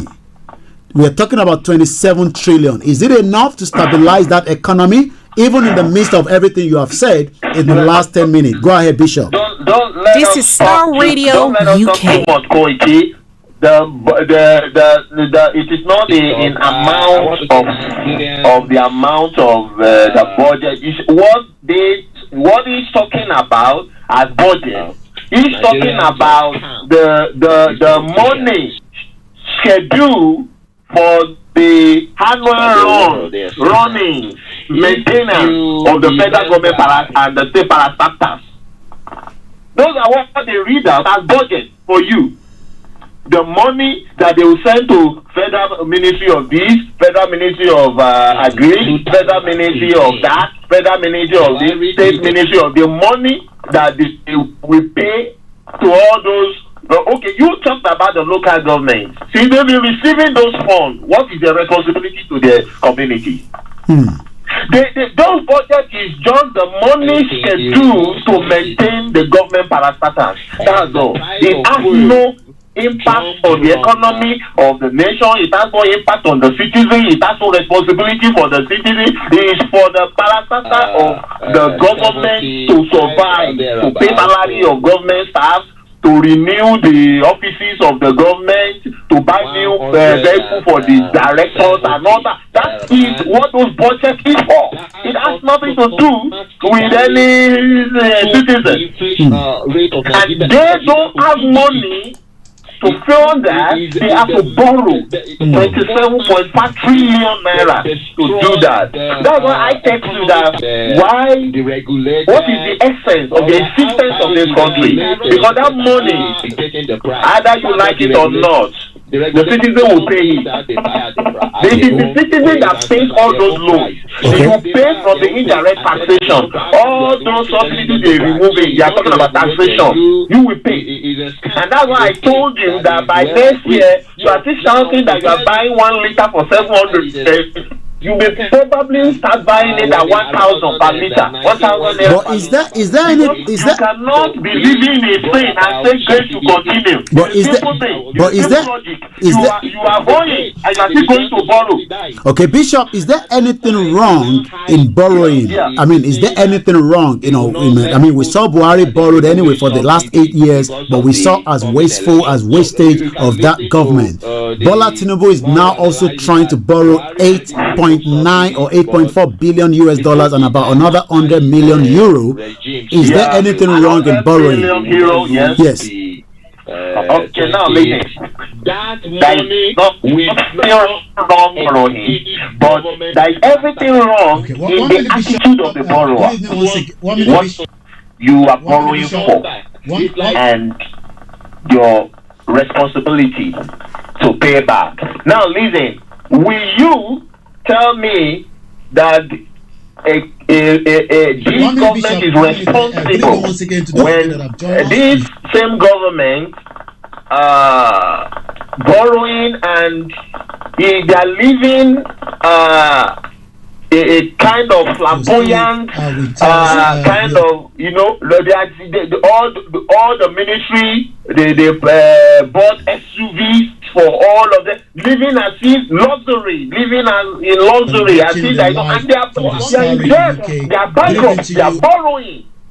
But will you tell me that kind of government is responsible? See, they're not responsible because if they don't pay, another government that is coming in will inherit the problem, and they will sort themselves out. So it's a time, it's a milocron, it's cash out time. You cash out in the name of Nigeria. That was going on. And how long will they bother you with all these problems? Every time, every new government that is worse. The one that is succeeding them become worse than the one that you are crying. Now some people are a bit praying for Buhari now because Buhari that you cry that is bad is now better. Today when I was leaving office, I've never seen I've been hearing it, I've never seen a Yoruba woman beg. Today, just stepping out of the office, a woman, a responsible woman, and know this woman we have husband, and know this woman we possibly have children. just give me in any way you can assist me. Let's I looked at, I just send it to my pocket. Whatever I have there, I just give it to her. Because the reason is because what could have made such a grown-up woman, an adult woman like that, to stoop low to that. All right, Bishop. It a lot of things. All right, Bishop. I mean, before getting to someone that could have abused her, so I just give her. I say, just wait. See, it has gotten to that level, and these people are cashing out in the name of Nigerian citizens. All right, Bishop, let me come back to you. Something that has nothing to do with it. Nigerian government is not responsible for any of the citizens. One minute, Bishop. From the state side now, we know the federal has the big task in supporting the country. What about the governors? What is the role of the governor at this stage now? Because they also present their own budget. We know that the federal support every month, they pay, through the FEC, account to the state and the local government. What should the state be doing right now across the 36 states to try to support the federal government of this President Bola Tinubu? What do you think they can do? Because we're talking about the lives of people right now. What do you think can be done? To all those, okay, you talked about the local government. The Constitution did not give the governor responsibility to support the federal government. The Constitution endows the federal government the authority of ownership of everything and give back to the state. And that's why we are saying that is not federalism. You are running a unitary system. To survive, to pay salary of government staff. When somebody sees, and Abuja is too far for you to have oversight over the entire Nigeria. Nigeria is too big for one person in Abuja to know what's going on or regulate. So the Constitution itself take away authority from the government. So I don't give a, so all the governors are capable, but they became incapacitated by the constitutions. And apart from that, the same constitution take away authority or sovereignty from the citizens. That's why people who sit in the diaspora just look at Nigeria, talk as if Nigeria has no brain or I just pity you. I just pity you because you have no idea what they call Nigeria. When you come to Nigeria, try to study Nigeria from afar, from any book you could read, or the country is a slavery box.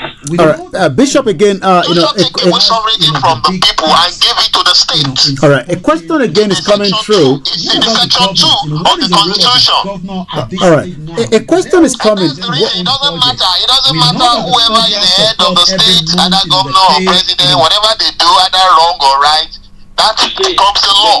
All right, Bishop. Let me ask you. Why can't they slash? Why can't these senators? I think there's about 106 of them. Why is it difficult to slash their salary and use that as part of savings? Why is it difficult? Too far for you to have oversight over the entire Nigeria. Now, to know what's going on. I would have say that there are few among them that could be so sincere in the heart and say that can we do this? We are not doing right, but there are majority in the house who are there for what they like, for their belly. The reason why they are there is to enrich themselves. And those kind of number of people will outrun those who are genuine.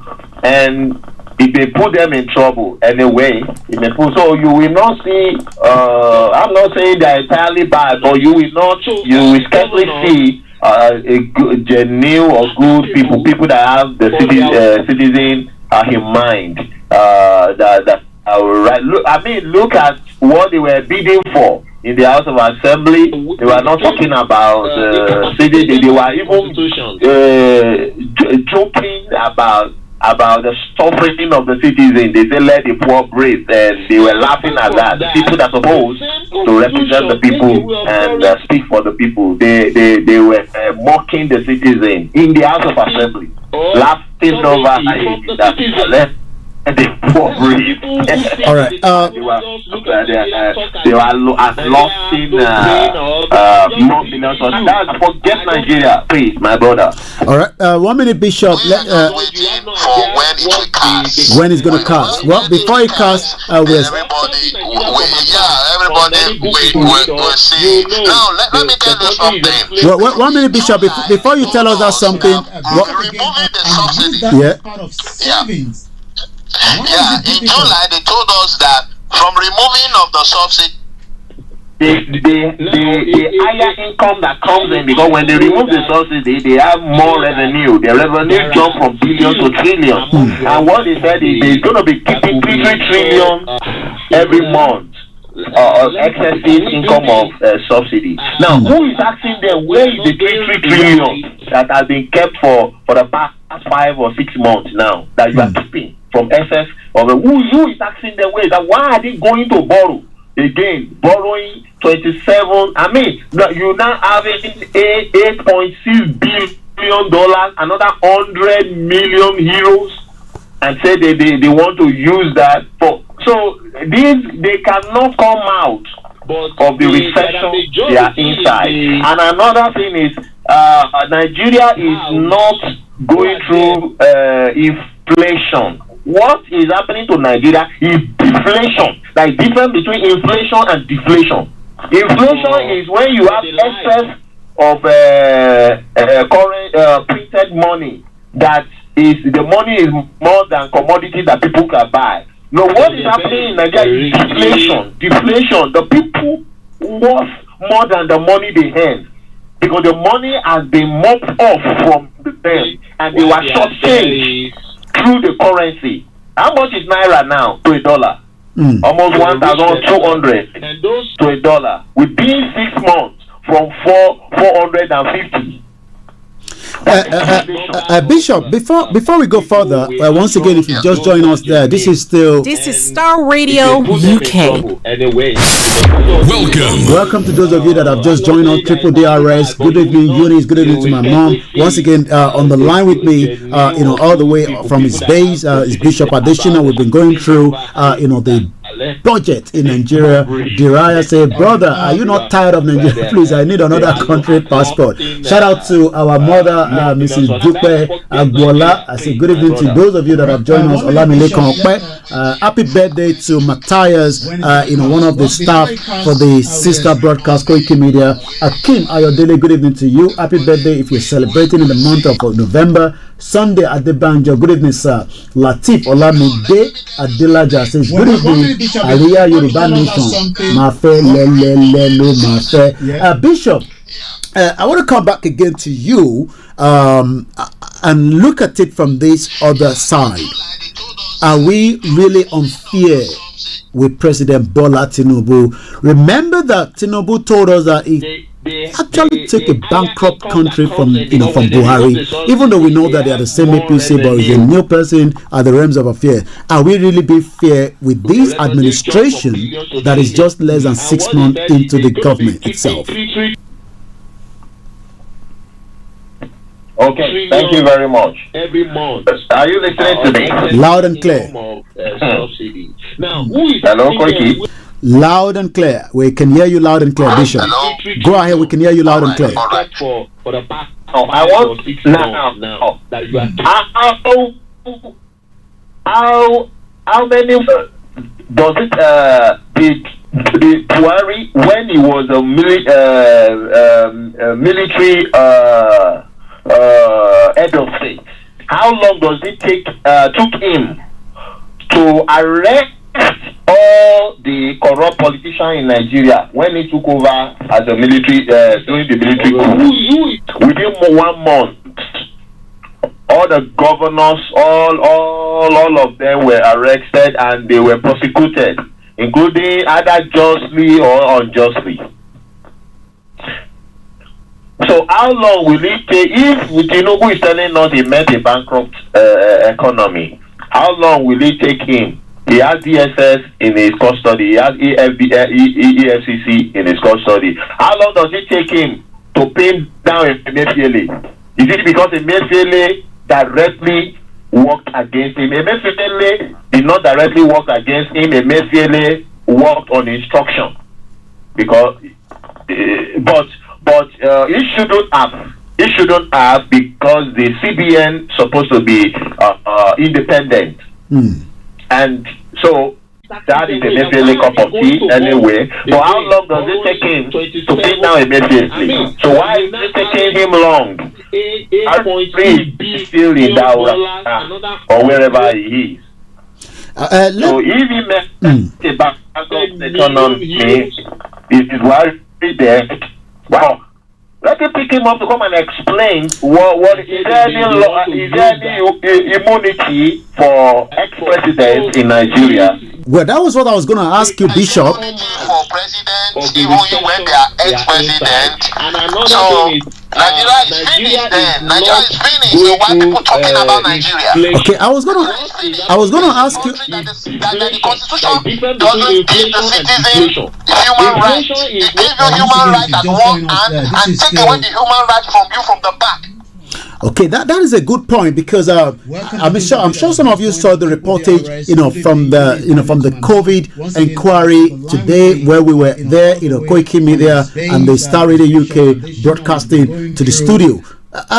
Do you ever think that this administration will set up an inquiry to look into every details of the previous administration? That's number one. And as you're finishing on that, I want us now to review, because you were in the meeting. It's 7:30. We go straight to the self-determination. Is a sponsor program from Ilano Omodua under the leadership of Professor Adebanji Akintoye. And I want you to, from what you heard, whatever you think that we can snip from what you heard, if not everything, from the conversation with Professor Banji Akintoye on Saturday, and I will be adding that to that as well. But the question is, do you think that this administration of President Bola Ahmed Tinubu should set up an inquiry on what took place or what went wrong, what happened during the administration of his past President Muhammadu Buhari? Like you said, they don't have immunity. This is still again. This is Star Radio UK. Go ahead, Bishop. All right. Thank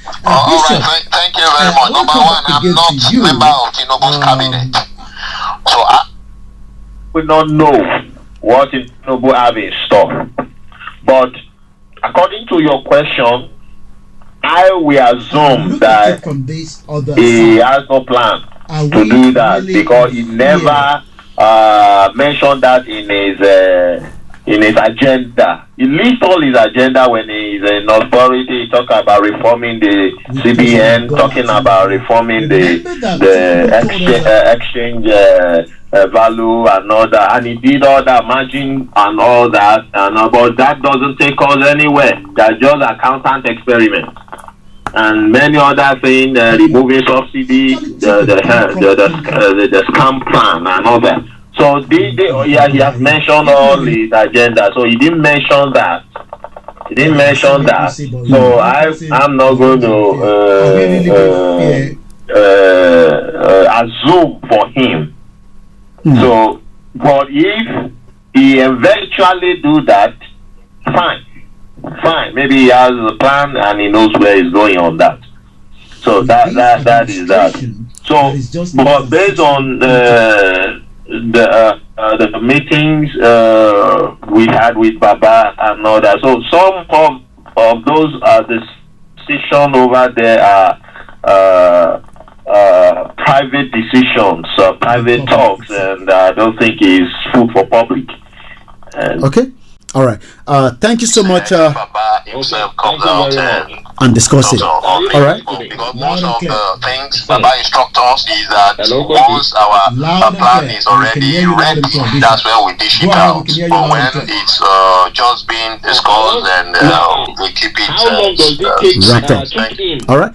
Thank you so much. That has been Bishop. I'm going to let you go. We might see if we can open the phone line. The line is open. We'll probably open the phone line, while we're discussing, the budget. But as we move into the right to self-determination, there's a lot of question being asked. There's a lot of people asking question. Where are we? What is going on the movement itself? Shout out to Bishop once again, and thanks so much for giving us that breakthrough. This is Star Radio UK. This is Star Radio UK. And like they say, let the poor breathe. Do you think that President Bola Tinubu wants the poor to breathe? What is your take on that?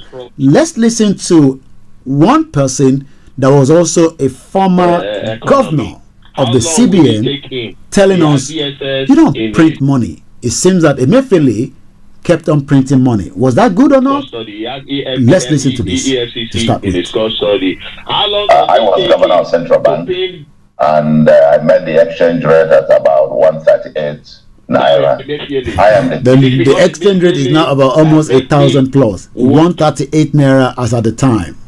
That presided over having seen the rate move down from 138 to 120 to 118, and actually came down to 112 naira to the dollar before the global financial crisis of 2008-2009.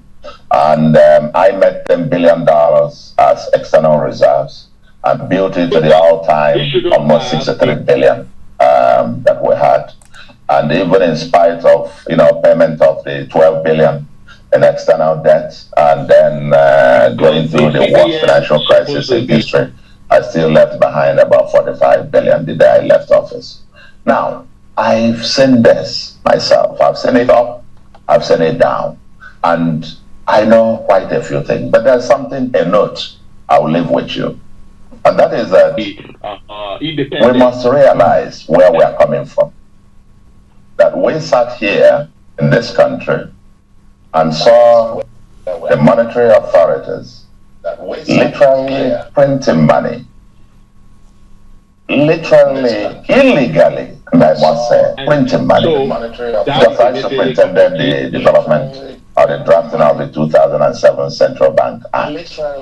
And to prevent us from getting where we are today, that's why we have an explicit clause there that prevents Central Bank from lending, recklessly. So it seems that Emefiele lended recklessly, and that led to so much of the problems that we are facing today.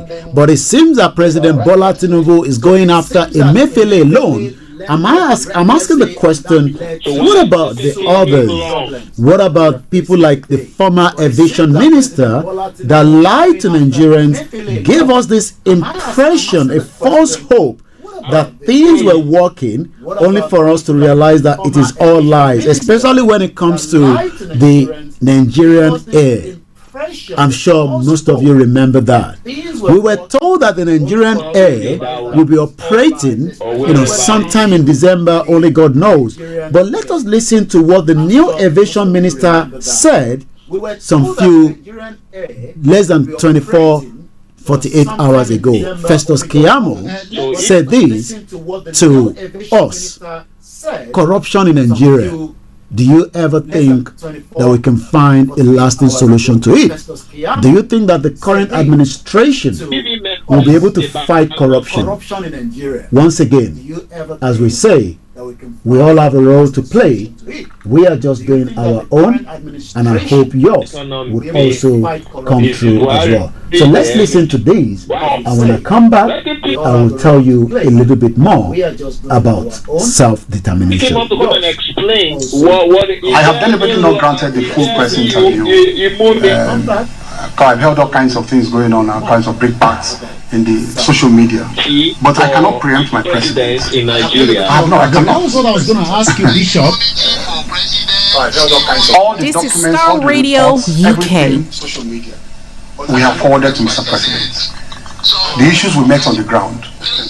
But just to say that it would have been irresponsible of me as minister to take over office, and I feel the pulse of Nigerians. I feel even the National Assembly raised concerns over that, and so many stakeholders. It would have been responsible to close my eyes totally to those concerns. So because of that, we suspended it to say, let us look at all the issues and recommend. Now we have looked at all the issues, and it's before Mr. President. But let me just give one or two snippets because of Nigerians who are, very, who are quick to judge. In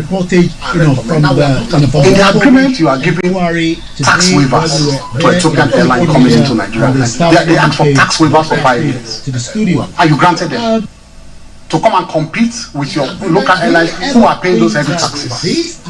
How? You want to create a monopoly. That's why when they tell you that, want to crash price by 70%, it's a lie. It's robbing Peter to pay Paul. Because they have removed all taxes from you and you granted them to the tax waivers. And initially, they will crash prices. Once you drive every other person out of the market, you now have a monopoly and you can hike it 500%. Nobody dares to challenge you. The only thing that brings down prices in the commercial world is competition. It's fair competition. In the agreement, they also made a proposal that they will appoint everybody, top management, everybody Ethiopian in Nigeria, and we agreed. We agreed. They also made a proposal that they will appoint everybody, top management, everybody. I'm just giving you snippets. I'll do a full interview. Well, you've listened to the new aviation minister Festus Keyamo telling us that Abe Seriki, the former aviation minister, remember he paid so much for those fire engine, even though there is no plane, there is no office, there is no website to recruit Nigerians. It is just the lies. But a Nigerian used to this kind of lies. Good evening to you, Mr. Mujid Ibrahim. It's 1940. That's about 20 minutes before 8 p.m. And we're going to start with this. And then when I come back, we're going to discuss the good news. I'm sure a lot of you want to hear the good news. Everybody good news, especially when it comes to self-determination. Something that will be used for that communication. But let's listen to this again. Can we ever be united in Nigeria? That is the first question tonight. No. Let's leave that alone. Can we ever be united in Nigeria? Do you think that our unity can remain one? The vice president said during the week or last week that the unity of Nigeria is in our strength. I'm asking again, Inje Aliwa ever united in Nigeria? And if we're going to be united, the question is how? Where do we start from? Do we start from the top? Let's listen to this. Talking about and believing and espousing the belief that Nigeria truly should be one. We need to begin by resolving a conceptual crisis. And talking about reforming. What do I mean by a conceptual crisis? Quite often when we speak about Nigeria, we collapse the distinction between country, states, and nations. We tend to think that the three mean the same. We tend to think the three are synonyms. A country is a territory. And many other from the Latin contra terra, the land that lies ahead of you. A country is a territory. It is not necessarily a nation. A nation is an association of peoples, and I use that word plural deliberately because of diversity. A nation is an association of peoples who identify their shared core values. Because of diversity. And on the basis of their shared core values, and on the basis of constitution, we do now establish institutions that make up the state. What we have in Nigeria and in most African countries is a confusion where we think the nation is a state. The nation is reduced to the state.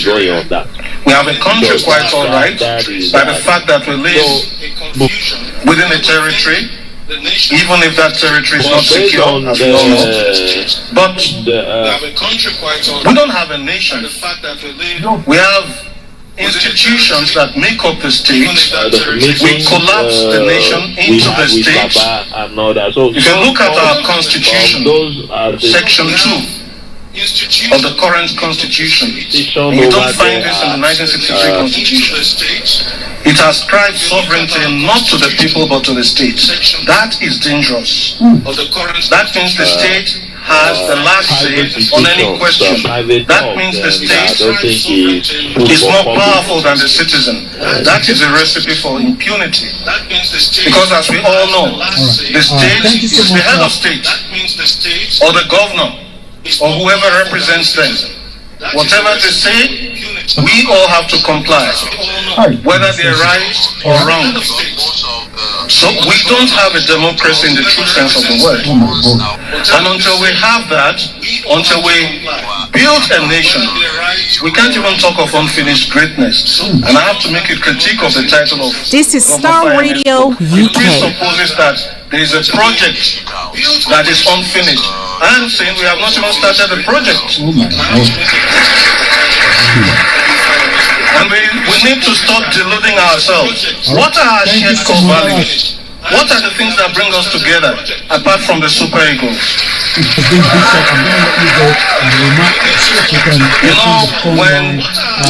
Well, you've been listening to that, and I don't know what your reactions are, but my reaction is, can we believe what the Vice President said?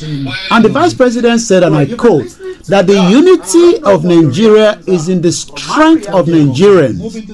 We must unite to be able to save Nigeria. And I'm asking the question, who are we saving Nigeria for? Once again, a very good evening to those of you. Let us remind ourselves that there cannot be a unity when those that are now asking whether we truly want to remain as Nigerians.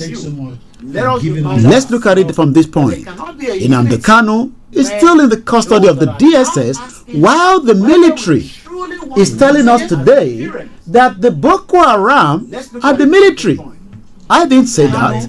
This was what the Inspector General of Police, Egbetokun, said, that the invasion, the attack on the Nigeria police in Adamawa is like a Boko Haram attacking the station. Should we start talking, or should we start living in denial? This is why the Yorubas and the Biafrans and the Middle Belt are saying that we should come on the round table and do not let anyone fool you that we cannot negotiate Nigeria.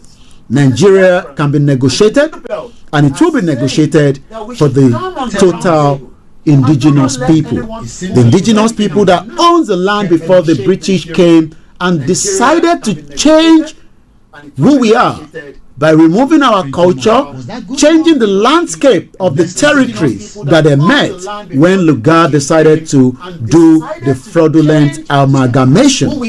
That amalgamation has cost us a lot, and it is still costing us so much.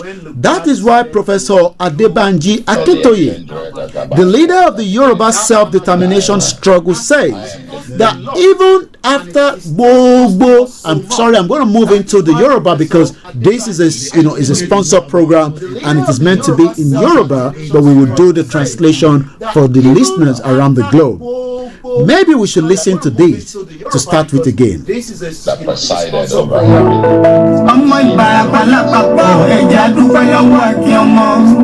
ọmọ Yorùbá lápapọ̀ tilẹ̀ tó kó ẹ̀mí àbọ̀ ẹ̀bá nǹkan mọ Adéyẹmọ Chief Sunday Adéyẹmọ Ìgbòho orúkọ ńlá tí ń jámọ̀ láyà bí ara orúkọ tó ń dẹrù olórúkọ gan-an ọmọ Yorùbá ẹ má sùn o torí pé kòrà akọ̀lé fojú kégbodò láyé títa ríro lè dá pẹ̀lá wúrà tó máa dán àlànà kọjá dandan o ọmọ ẹ̀rín ní má bẹ̀rẹ̀ wọ̀nà ẹ̀dá kan lè ṣí wà lọ́nà mọ́ ẹjẹ́ àtìmọ̀ṣọ́ kan ká lè débi re ẹ̀jẹ̀ àjọ gbárùkù ti Sunday Ìgbòho ṣá ọmọ Ìgbòho mọ̀rẹ́ nílùú Alágbàdo Òde ọmọ atapẹ̀tẹ̀ wọnú omi ọmọ tètè wọdò sànyà ìsànyà òrẹ́ràn bàbá yín láàrin ìdí omi kò sí náà ń kán sí yín lẹ́nu ọmọ òkúta mẹ́ta òkè gbòó ìkan ṣe yìí ní dákọ̀dàbọ̀ ìkan ní mọ́ rọra ìkan tó kù nígbà tí wọ́n mọ̀ gbòó mọ̀ rẹ kí ló dé gbòó mọ̀ rẹ sí ọmọ òkúkú sanran ìgbàgede gbòó sùn wọn láláìsí bẹ̀rẹ̀ wọn ní kó ní bẹ̀rẹ̀ ó máa kó bẹ̀rẹ̀ lọ ẹ̀sìn òní bímọ méjì ní gbòó mọ̀ rẹ bẹ́sì bá bímọ méjì ní gbòó áfíkọ̀ pọ̀pọ̀ sí amúkan yòókù bọ̀ sànyà àtúmúyà rẹ̀ tí ò lọ́rọ̀ gbọ́ àfiṣẹ́rù wálé gbàràmùjẹ ọmọ onílé ọ̀la àwọn àjòjì tó ń ṣe ségesège tọ́láwọn ò ní bomi kó sí mu wọ́n láwọn ò ní bomi sànyà wẹ́sẹ̀ ìgbà tójú kò kiri ń kọ́ gbogbo wọn náà sáré bomi kó sí mu wọ́n sì bomi sànyà wẹ́sẹ̀ ọmọ abẹ́rẹ́ mẹ́ta òde ayé ọ̀kan ṣẹ́ ọ̀kan tẹ̀ ọ̀kan tó kù ní gbogbo ayé fi ránṣẹ́ kiri gbogbo ọmọ Yorùbá Sunday Igboho onírẹ̀lẹ̀ láéláé torí àbá lásán nìkan ń dá òkúta òṣègbè fún wọn ìmọ̀ràn lásán ni ti balùwẹ̀ kọ́kọ́ sí kókó dòdò láyé ń bí ó kún díẹ̀ títọ́ domi láéláé ìtọ́ mi lè domi Sunday Igboho arógun má ti bí tó ń jà fẹ́tọ̀ Yorùbá létí ilé tó pọ̀.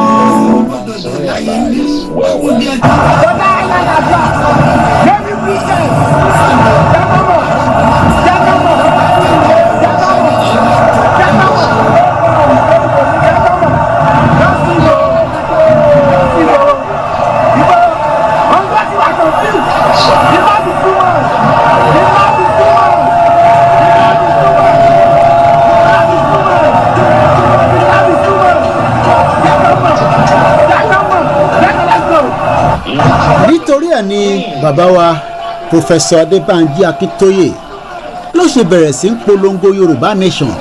Àwọn tí ẹ gbọ́ yẹn ni àwọn rálì tí a ti ṣe nígbà tí ariwo yẹn ta lọ pé àwa Yorùbá àwa ìran ọmọ aládé a ní àjọṣepọ̀ wa pẹ̀lú Nàìjíríà kò dán mọ́rán àfẹ́ bá Nàìjíríà ṣe àfẹ́jẹ́ ká jókòó àlàáfíà kájọ yanjú ẹ̀. Bàbá wa Lukẹ sọ pé let's bring all the past and the present president in Nigeria together to govern us believe no solution again. Ìdí tí a ṣe ń sọ pé a fẹ́ dá dúró gẹ́gẹ́ bí orílẹ̀-èdè lára díẹ̀ náà ní gbogbo ìgbà tá à ń sọ fáwọn èèyàn wa pé Nàìjíríà ò sí tẹ́lẹ̀ rí kò sí nǹkan kan tó ń jẹ́ Nàìjíríà gbogbo Nàìjíríà tá à ń sọ yìí kò tí ì pé ju 108 years old. Àwa ń béèrè lọ́wọ́ ra wa ǹjẹ́ tí Bọ́lá Tinubu bá ṣe tán fáwọn tí wọ́n ń sọ pé ọmọ Yorùbá ni a kì í ṣèdí bẹ̀bẹ̀rẹ̀ ká gbélẹ̀kẹ̀ a kì í gbélẹ̀kẹ̀ lọ sídìí ẹlòmíì tí ẹ lọ gbélẹ̀kẹ̀ fún Tinubu ló ń ṣèjọba lọ́wọ́lọ́wọ́ nísìnyí àmọ́ tí Tinubu bá ṣe tán kí ló máa ṣẹlẹ̀. Ìdí tá a ṣe ń polongo fọmọ Yorùbá pé kò ń ṣe fẹ́ẹ̀ní àníṣe fún ọjọ́ ọ̀la ni. That is the reason why we are saying that the Yoruba nation, the campaign for the quest of the Yoruba people does not mean that it has to be an armed struggle. But it has to be one thing that we must continue to ring the bell létí gbogbo ọmọ Yorùbá. Mo wá fẹ́ fi tó wa létí lálẹ́ yìí pé bí gbogbo ọmọ Yorùbá ṣe ń pariwo pé nǹkan le gógó bí ojú ẹja nílé ìdí tá à ń sọ fún wa pé ó sì máa le jù bó ṣe yẹ lọ yìí. Nàìjíríà ò lè ṣiṣẹ́ ó ti tóbi jù fún rẹ̀. Nàìjíríà ní láti pín kí a lè rí ayé lò. Gbogbo owó tó wá ń sọ fún pé ní chọ́ọ̀chì pé ká máa gbàdúrà fún Nàìjíríà àdúrà tẹ́ ti ń gbà láti 63 years níbo ló já sí. Àwọ̀ ọ̀pọ̀ ogun kọ́ là ń pè orí ètò tá a ṣe wà là ń pè ní. This is Star Radio UK. Mo kí ọmọdé mo kí àgbàlagbà gbogbo ẹ̀yin tẹ́ ń sọ pé ẹ fẹ́ Yorùbá kó dá dúró gẹ́gẹ́ bí orílẹ̀-èdè kan ẹ jẹ́ ká máa fi tó yín pé the more tá a bá ṣì ń bẹ nínú àárín tó ń pè ní Nàìjíríà a lè ní àṣeyọrí o. This is Star Radio UK. In your car, At work, at home, on your smartphone. Lẹ́ẹ̀kan sí i tó bá di ìjọ Sátọ̀dé tí ó ń bọ̀ yìí wọ́n náà ọmọ Yorùbá kí gbogbo wa ká pàdé níbo la ti máa pàdé àti pé kí ló fẹ́ ṣẹlẹ̀ gangan àmọ́ ẹ gbọ́dọ̀ lọ rẹ́gísítà ní o lórí event Eventbrite nítorí pé ẹni tó bá ní tíkẹ́ẹ̀tì ó ṣeé ṣe kó débẹ̀ kó má jẹ́ kó wọlé o kó má sọ pé ìgbà tó gbọ́ lórí rédíò ò gbọ́ tààrin yẹn ìdí tá a ṣe ń sọ fún gbogbo wa pé Thanksgiving the Yoruba Thanksgiving ìyẹn máa wáyé níjọ́ Saturday yìí the 2nd of December 2023 ní aago 3 títí di aago 10 alẹ́ níbi tí gbogbo ọmọ Yorùbá àtẹni tó fẹ́ Yorùbá nation àtẹni tó fẹ́ Yorùbá nation wọ́n ní kájọ jókòó kájọ pàdé kájọ mọ́ra wa kájọ bára wa sọ̀rọ̀ òdodo ọ̀rọ̀ kájọ dúpẹ́ nítorí pé inú ọdún yìí ọdún tí a gbọ́dọ̀ dúpẹ́ náà ni ọ̀pọ̀lọpọ̀ oríṣiríṣi nǹkan ló ti ṣẹlẹ̀ gbogbo ẹni tó bá wá fẹ́ darapọ̀ mọ́ ètò náà tó ń pè ní First Yorùbá Community in UK Thanksgiving ìyẹn máa wáyé o ní ọjọ́ Saturday yìí ní aago 3 títí di aago 10 ó máa wáyé ní Aberdasher Acham College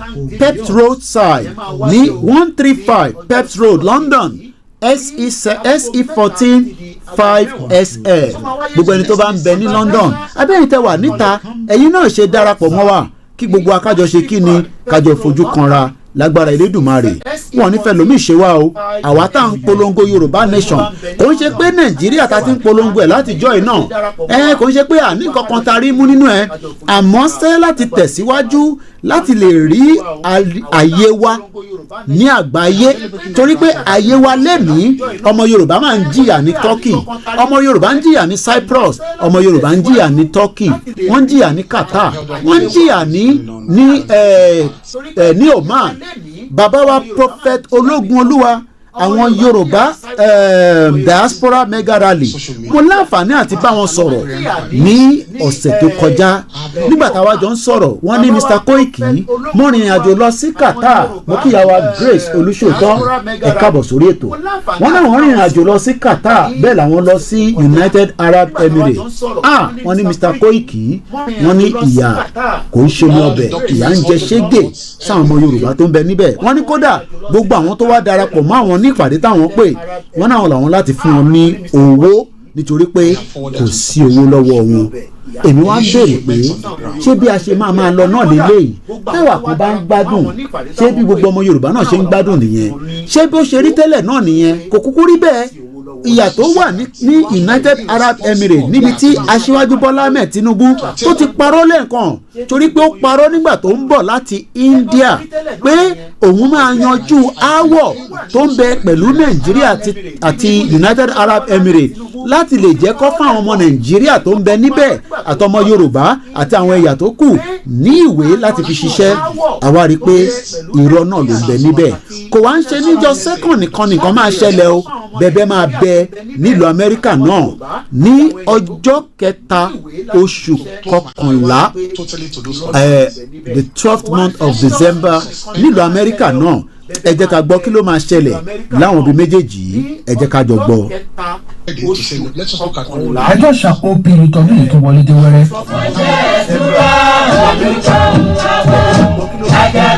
níwájú aláṣẹ lọ́rùn ìjẹ́bi ti rè lọ́jọ́ ìgbìmọ̀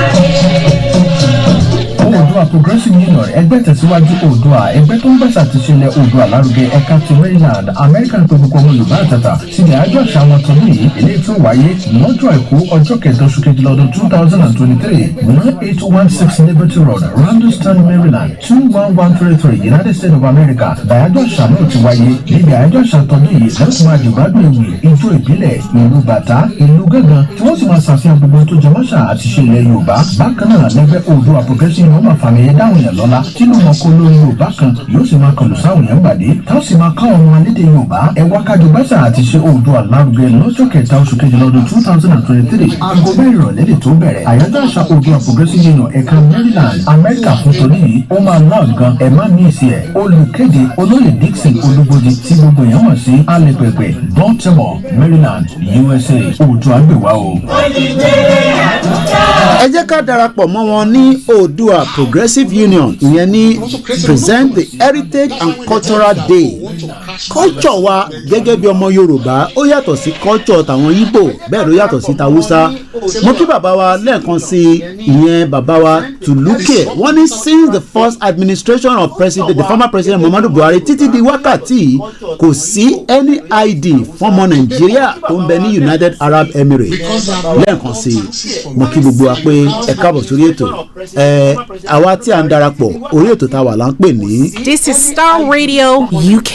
ní aago 6 ní ọjọ́jọ́ Wednesday ìyẹn máa bá wa lórí ètò yìí. This is Star Radio UK. kí bàbá wa ṣeun là wá mo kẹ́yìn tẹ̀ ń darapọ̀ mọ́ wa àníṣe aago 8 ló ṣẹ̀ fi lọ lù nílùú London atẹ́gùn tó ń fẹ́ níta atẹ́gùn tó ṣe kéle tí kò ń ṣe tí a lè máa fi dápàrá lẹ́ẹ̀kan sí níjọ́ Saturday ẹja darapọ̀ a kí gbogbo àwọn tí wọ́n ṣẹ̀ ṣe ètò tó lọ tán ní ìlú Ìbàdàn a kí gbogbo àwọn tó gbétò náà kalẹ̀ pé a kú oríire náà gẹ́gẹ́ bí a ti ṣe sọ ní ọ̀sẹ̀ tó kọjá pé ètò náà ó máa wáyé ètò náà dẹ̀ ti wáyé ó ti lọ báyìí ẹ jẹ́ ká tún máa gbáradì fún èyí tó ń bọ̀ níjọ́ Saturday gbogbo ọmọ Yorùbá lẹ́ẹ̀kan sí ebi o tẹ̀ ń pariwo ẹja gbọ́n tí aṣíwájú Bọ́lá Ahmed Tinubu sọ. Price of fuel has gone up. Food and other prices have followed. Households and businesses are struggling. Things seem anxious and uncertain. I understand the hardship you face. I wish there were other ways, but there is not. Well, ó ní kò sí any other way o pé n tó ṣẹlẹ̀ ni pé a máa fara mọ́ nítorí pé ọ̀rọ̀ tó ń bẹ nílẹ̀ yìí ọ̀rọ̀ tí òun ṣiṣẹ́ lé lórí ni ìyẹn náà ló ṣe gbé bọ́jẹ̀tì 27 trillion jáde pé gbogbo ọmọ Nàìjíríà òun máa yáwó láti fi fọ́ǹdì bọ́jẹ̀tì yìí nítorí pé kò sí owó kankan nílẹ̀ gbogbo àyín tẹ̀ ń sọ̀rọ̀ bàbá wa Olóyè Ìgbòho àníṣe ẹ fi bàbá yìí sílẹ̀ nítorí pé bàbá wà pẹ̀lú mọ̀lẹ́bí ẹ̀ lọ́wọ́lọ́wọ́ ẹjẹ́ àfi sílẹ̀ kó ṣèsinmi nítorí pé lótìtọ́ lódodo ó ní wọn ò dẹ̀yìn lẹ́yìn ọmọ Yorùbá àmọ́ èyí tẹ̀ ń fà níbi tẹ̀ ń fà lọ́hùn-ún ẹjẹ́ àdúró lórí ọ̀rọ̀ Yorùbá nation nìkan nítorí pé bàbá wa Olóyè Ìgbòho tó ń bẹ pẹ̀lú mọ̀lẹ́bí ẹ̀ lọ́wọ́lọ́wọ́ ní Germany ní ọdún méjì ni ó fi wà ní Nàìjíríà àti Benin tí gbogbo oríṣiríṣi nǹkan ti ṣẹlẹ̀ ọdún méjì kò tí mà tó pẹ̀lú òun àti mọ̀lẹ́bí ẹ̀ àmọ́ ó ní máa rán ilé tí báyìí o pé gbogbo gbà tí bá ti wà lórí ètò kí máa ké sí báyìí. Remember, he paid so much for the fire engine, even though I'm still strong. Because God is my creator. there's no But remember, there's no this world is not our home. office, there's no We live one website, day. recruitment. ó ní pé ilé ayé yòókù ṣe tiwa nìkan ìjọ kan máa wà tolúkálukú máa lọ ẹja gbọ́ lẹ́ẹ̀kan sí. This world is not our home. You can say anything you like about me. But a Nigerian I'm still strong. Because God is my creator. this kind of lies. But remember, this world is not our home. We live one day. Thank you.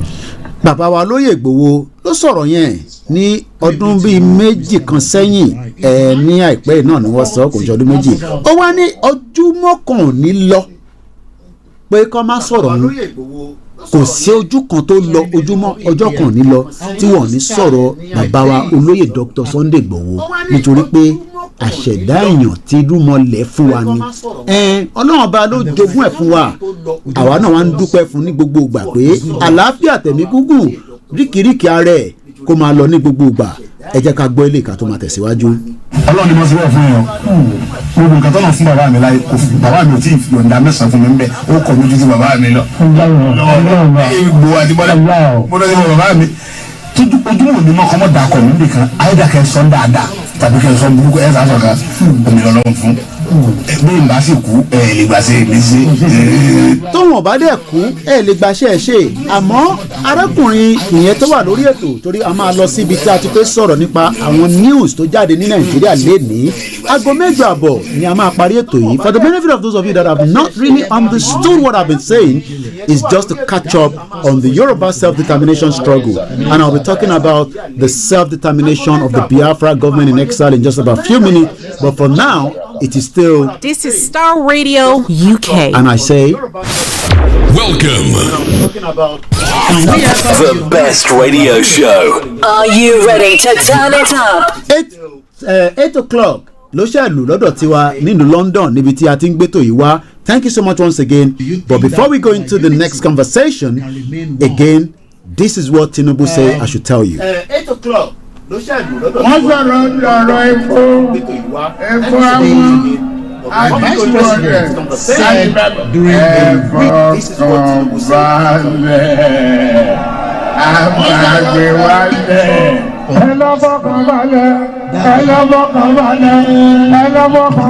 wọ́n ní kẹ́ fọkànbalẹ̀ pé kẹ́ fọkànbalẹ̀ ìyẹn aṣíwájú Bọ́lá Ahmed Tinubu ní kí gbogbo ọmọ Yorùbá lọ fọkànbalẹ̀ òun ṣiṣẹ́ lórí ètò bí Nàìjíríà ṣe máa da òun ṣiṣẹ́ lé lórí. now ẹ jẹ́ ká wá fún yín ní good news tí a ní amú wá fún wa kó tó di pé a máa tẹ̀síwájú. Wọ́n ti fi tó mi létí ó ti wà ní ibi tí a lè sọ pé lágbára Elédùmarè gbogbo ẹ̀yin tí ẹ ti ń dúró de rédíò ẹ rántí rédíò tí wọ́n ní wọ́n ń ṣe lọ́wọ́lọ́wọ́ ìyẹn rédíò tí wọ́n fi ń gbọ́ ọ̀rọ̀ rédíò tẹ́ máa fi gbọ́ Yorùbá Nation dáadáa rédíò tí gbogbo wa ti gbọ́ ìpolówó ẹ̀ látara gbogbo ètò tí a ti ń ṣe bọ̀ ní gbogbo àwa tí à ń pariwo pé a fẹ́ Yorùbá Nation. Mo lè sọ fún yín pé èmi ti rí ọ̀pọ̀lọpọ̀ pálí production rédíò yẹn tó sọ pé Mr. Koiki rédíò náà kẹ̀rẹ́ ó mà ti wá sí ìmúṣẹ fún àwọn tí wọ́n ṣètò rédíò náà. Mo kí àwa Elizabeth Adesanya mo lè wá fi dá wa lójú pé rédíò náà ó máa kanlẹ̀kùn sádùúgbò yín láìpẹ́ àmọ́ kò ń ṣọ̀fẹ́ o ẹ máa rà á ní fáǹfààní tí ẹ wà nílé. Ìyẹn rédíò tí à ń sọ yìí òun ni ó máa gbé ọ̀rọ̀ jáde lórí ọ̀rọ̀ Yorùbá Nation kódà wọn ní iná mọ̀nàmọ́ná nínú ẹ̀ tá à ń pè ní torchlight kódà kò kí ń lo iná tó bá fẹ́ jẹ́ pé nǹkan tẹ́ fẹ́ béèrè nìyẹn tẹ́ bá ti gbé sínú òrùn nínú ibi tí òrùn ń bẹ kẹ́pẹ́kẹ́pẹ́ nílẹ̀ wa á recharge rẹ̀ kódà tẹ́ bá fẹ́ charge àwọn device yín tẹ́ bá ti connect ẹ̀ mọ́ ó tún níbi tá à ń pè ní SD card tó bá wá dijọ́ Saturday àtijọ́ Sunday ní aago 8 títí di aago 9 níbẹ̀ lẹ́tí wọ́n máa gbọ́ ètò Yorùbá Nation ní kẹ́tíkẹ́tí lẹ́tí yẹn àwa sọ pé a dúpẹ́ lọ́wọ́ gbogbo àwọn tó ṣètò rédíò náà títí débi tó dé ní wákàtí nítorí pé ní ọdún méjì sẹ́yìn wọ́n ní kò ní wá sí ìmúṣẹ àwa dúpẹ́ pé rédíò náà ó ti rìn bọ̀ díẹ̀díẹ̀ o wọ́n ní kí n kéde fún yín pé láìpẹ́ láì jìnà wà á máa sọ bí tẹ́ ti máa rà á fẹ́yìn tẹ́ wà ní Nàìjíríà nílẹ̀ Yorùbá àtẹ̀yìn tẹ́ bá wà ní Amẹ́ríkà àti gbogbo ẹ̀yin tẹ́ wà ní Europe gbogbo ibi tí wọ́n ti máa tà á àti iye tó máa tà á gbogbo ẹ̀ pátápátá wá ṣàlàyé fún wa. 5 minutes past as we are now again reminding you this was one of the most beautiful rally that was held in Ekiti. I'm sure you all remember that phrase, that word. Kọ́lọ́n ọba Elédùmarè kó bá foríjì bàbá wa Àdògán and Alhaji Fatai. We are still asking this present administration of President Bola Tinubu to put an investigation of what took place at the residence of Chief Dr. Sunday Adeyemo Igboho during that assassination attempt. 2 people were lost forever, but they are not lost in mind. We need their bodies back, and if that will mean that we will go out for a peaceful rally on that alone, we will do that. But like I said, we hope that this new administration will investigate and ask why Oloye Igboho's house was attacked. When I come back, I'll be telling you more about the government in exile of the Biafra Prime Minister Simon Ekpa.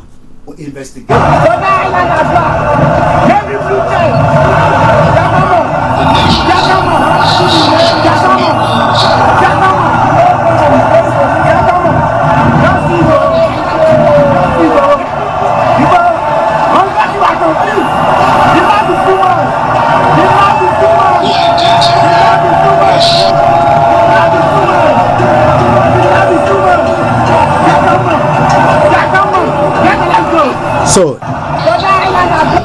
we come out of that in just about few minutes, and then in the next 5 minutes to 10, Sonke, good evening to you, Mukibabawa Ajani Akin, and once again we are back again into the program. My name is still Olayomi Koiki, and this is Star Radio UK. Are you ready to turn it up? All around the world. Broadcasting worldwide online 24/7. As we go into the government in exile of the Biafra, I'm asking the question again. Are we one? Can we unite? Is Nigeria going to ever unite? All these are the questions many people ask all the time, and sometimes we find it very difficult to get an answer to it. I am asking again tonight. As the Biafra continue to also ask for the right to self-determination, what should the President Bola Ahmed Tinubu do with Mazi Nnamdi Kanu. Every one of us know, and thank you so much, and we so apologize that the first half an hour we didn't get the audio out on the MixLR, to Gumala Biodun and the rest of you. You also want to say unity is not possible in this lawless and diversity country like Nigeria. 300 indigenous ethnic groups. We are not tribes. Do not be fooled that we are tribes. So the question is, Nnamdi Kanu is still held by the lawless DSS. President Bola Tinubu is not saying anything. Or should we say that the judiciary failed to be established properly around Nnamdi Kanu? They've asked for his release, but yet the lawless DSS refused to release him. And this is why we're going to tell you a little bit more. According to Simon Ekpa, you must stop using Nigeria terrorist police to intimidate our people in Biafra land, especially those who think they have money and connection in Abuja. The police is used to intimidate Nigerians, but likewise those that are agitating for the right to self-determination. The Prime Minister government in exile, and let me say this clearly, they have the right to set up the government in exile if that is what they believe will facilitate and put out the engagement between them and the administration and international community. It's two different movements. Do not compare the Yoruba movement with the Biafra movement, but it is the same cause. And what cause? The right to self-determination. The right to self-determination is not a crime under any international law. You might disagree with the Prime Minister government in exile of Simon Ekpa. You might not like the Biafra. You might talk about them in any way, anyhow. But do you also know that they are not the only one asking to come out of this country called Nigeria? Before we go in the next few minutes as well, I'll be telling you what a member of parliament in UK under the Alba party that wants the right of the Scottish people to be respected. So sometimes I understand many Yoruba people do not feel comfortable with the Biafrans, but let me say this: if you are not happy with them, why not allow a referendum and let them decide whether they want to be part of Nigeria or not? You cannot force people that do not want to remain in the same country with you. We don't like them, they don't like us. We have tried to live together for 63 years, but a lot of marginalization, nepotism, hatred among these ethnic groups have been occurring. But today, as they continue, thank you so much, TJ Baba says, the people are doing the right thing. There's nothing wrong for you asking for self-determination. Like I said, if this administration continue to shy away and talk to them in a diplomatic way, even if it's going to take years before the total dissolution. But do not think that Simon Ekpa, the Prime Minister of the government in exile of the Biafra, will stop whatever is doing right now. He will continue. And even if you decide to kidnap, that is if Finland will allow you, because Simon Ekpa is no longer using a Nigerian passport, just like we knew that Nnamdi Kanu was not using a Nigerian passport, but yet Nnamdi Kanu was kidnapped by the former President Muhammadu Buhari and the Vice President Yemi Osinbajo, and likewise rendition back to Nigeria. The then Fulani AGF, the Attorney General of the Federation, spoke in Hausa just to please the northerners that they accomplished the kidnap of Nnamdi Kanu. Now we have a new president. This president must start having discussion, dialogue. Dialogue is the best solution to any problem around the world. What we are seeing that is happening in the Middle East and around the globe today, if there is no peace around dialogue, there will be crisis. Shout out to our big mother, a grandmother, Mrs. Comfort Ologunja, and we welcome you into the broadcast on the Star Radio UK on a special note like this. Welcome. I'll probably make it two. Welcome. And one more time. Welcome. Keep the comment coming, I'll pick on that. Again, to look and say, let one politician, young or old ones, tell us where we are united before let us stop deceiving ourselves. Many Nigerians are not looking into the case of the Biafrans because most of you are thinking that the atrocity committed in the southeast are committed by the Biafrans. And let me put it out there.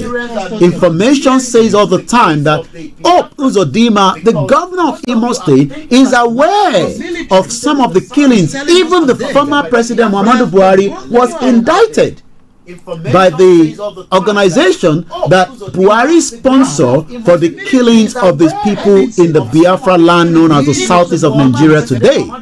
Nobody wants a war like we saw during the genocide of the civil war in Nigeria.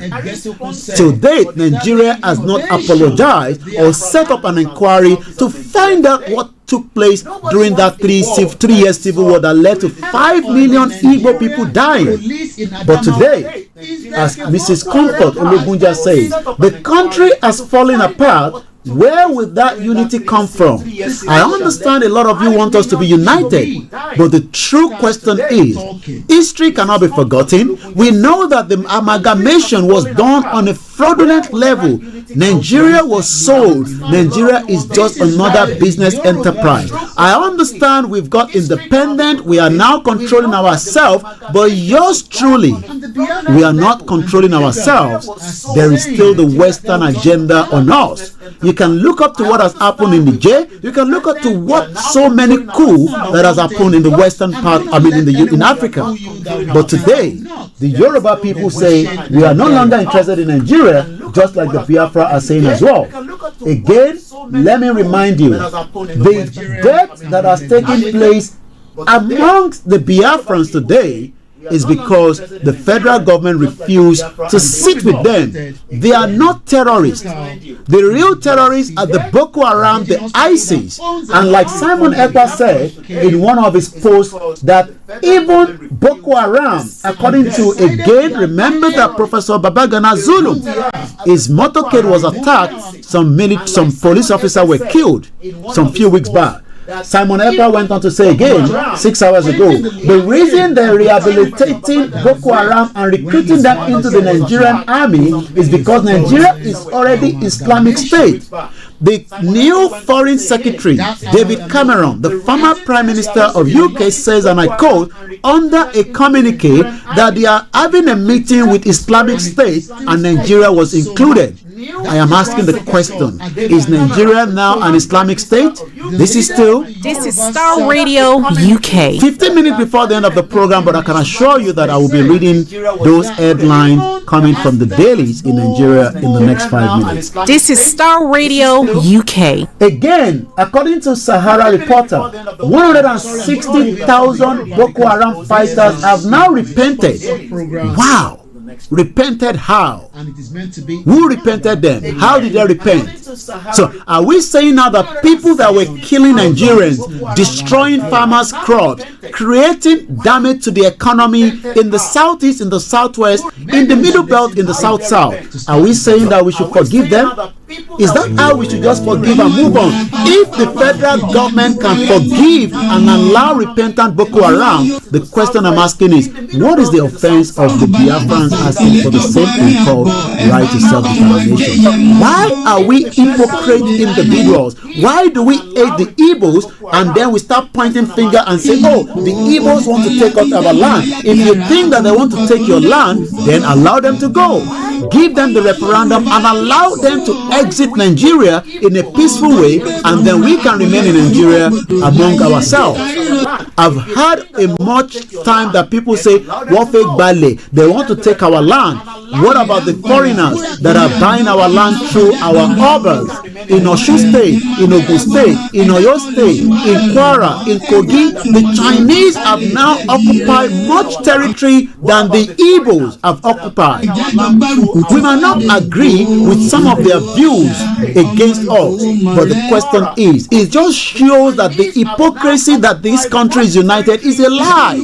Nigeria is not united and it will never unite, and that is the reason why we must sit on this roundtable discussion and resolve this internal problem before it escalates. If you refuse to allow a sit-down conversation, we will end up having an escalating issue. If Professor Babagana Zulum, the governor of Borno State, says, and I quote, and this is not a news from last year, this is a news today on Sahara Reporter. It says, and I quote, 160,000 Boko Haram fighters have now repented, but ISWAP weapons keep coming in. This is coming from the governor of Borno State. How do we have 160,000 repent, but we are still getting weapons? Because we have 1,000 porous border in Nigeria. Why are we living in denial? Why is it that we are finding it difficult to say it the way it is? We want to unite, but you do not want to even heal the wounds of what took place during the Biafra war. These are wounds that people will continue to talk about. We saw the starvation. You need to go and look at the videos and see how many children were killed innocently, just as we are seeing it today. Why is it happening? It's because we are all selfish individuals. We think about ourselves, but we do not think about the humanity. Just as the northern part of Nigeria is also being ravaged, we need to be saying it the way it is. We might not agree with their views because of the Islamic tone that they are using, because we know that the country is already a Sharia country. David Cameron told us that they have invited Islamic State and Nigeria was included. I am asking Nigeria today, when did Nigeria become an Islamic country or an Islamic state?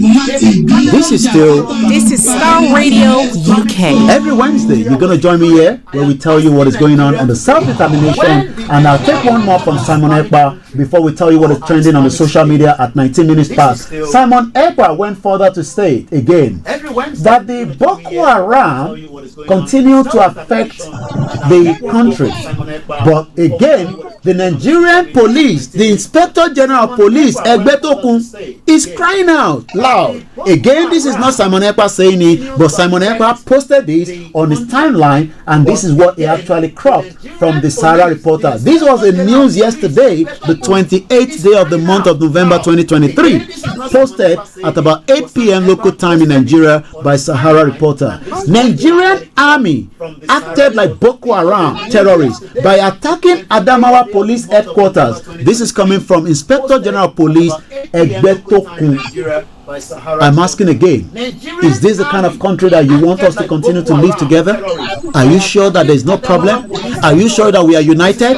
How can the military think that because they have the means, they have the connection, they have the power, they've been doing this, we are no longer in the military era. We are now in a full democracy. Democracy means democracy. The military are meant to be in the barrack, but the Inspector General of Police says that they are acting like the Boko Haram terrorists by attacking the Adamawa headquarters police station. Nigeria is gone, but Nigerians are living in denial. They are waiting for the miracle. I'm not sure any miracle is coming anywhere. We need to talk about it, and we need to start talking before it is too late. So I'm going to leave Simon Ekpa like that, and we say once again kudos to the government in exile of the Biafrans for the great job they are doing to enlighten and educate many of their followers, and we hope that Mazi Nnamdi Kanu will be released as quickly as possible because he has not committed any offense. Now, what is trending? We pray that justice comes for many Nigerians, but we know that Mohbad case is still trending. The question is, will there ever be justice for Mohbad? I pray for Mohbad, and I hope justice as we ask for Mohbad. Let me remind you some of the names of those that I can remember. Remember that this year in January, a young man was killed by the Lagos State Police just because we went for a rally in Ojota. Should we say that justice for him? What about Jumoke Oyeleke? Jumoke Oyeleke was again killed by the Lagos State Police on the 1st of July 2021. Till date, there is no justice. Let me remind you, NSAS, many Nigerians even say that there was no killings during the NSAS. Wow. Do you know that 34 individuals are still in the prison as we speak today? Justice for those for the NSAS. What about Bamishe?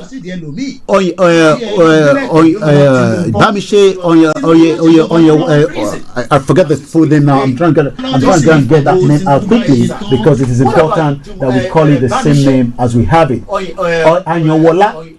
Bamishe Anyanwola was killed in Lagos State BRT. Do you know that there's no justice here for Anyanwola Bamishe? Do you know that Bamishe had parents, a mother and a father?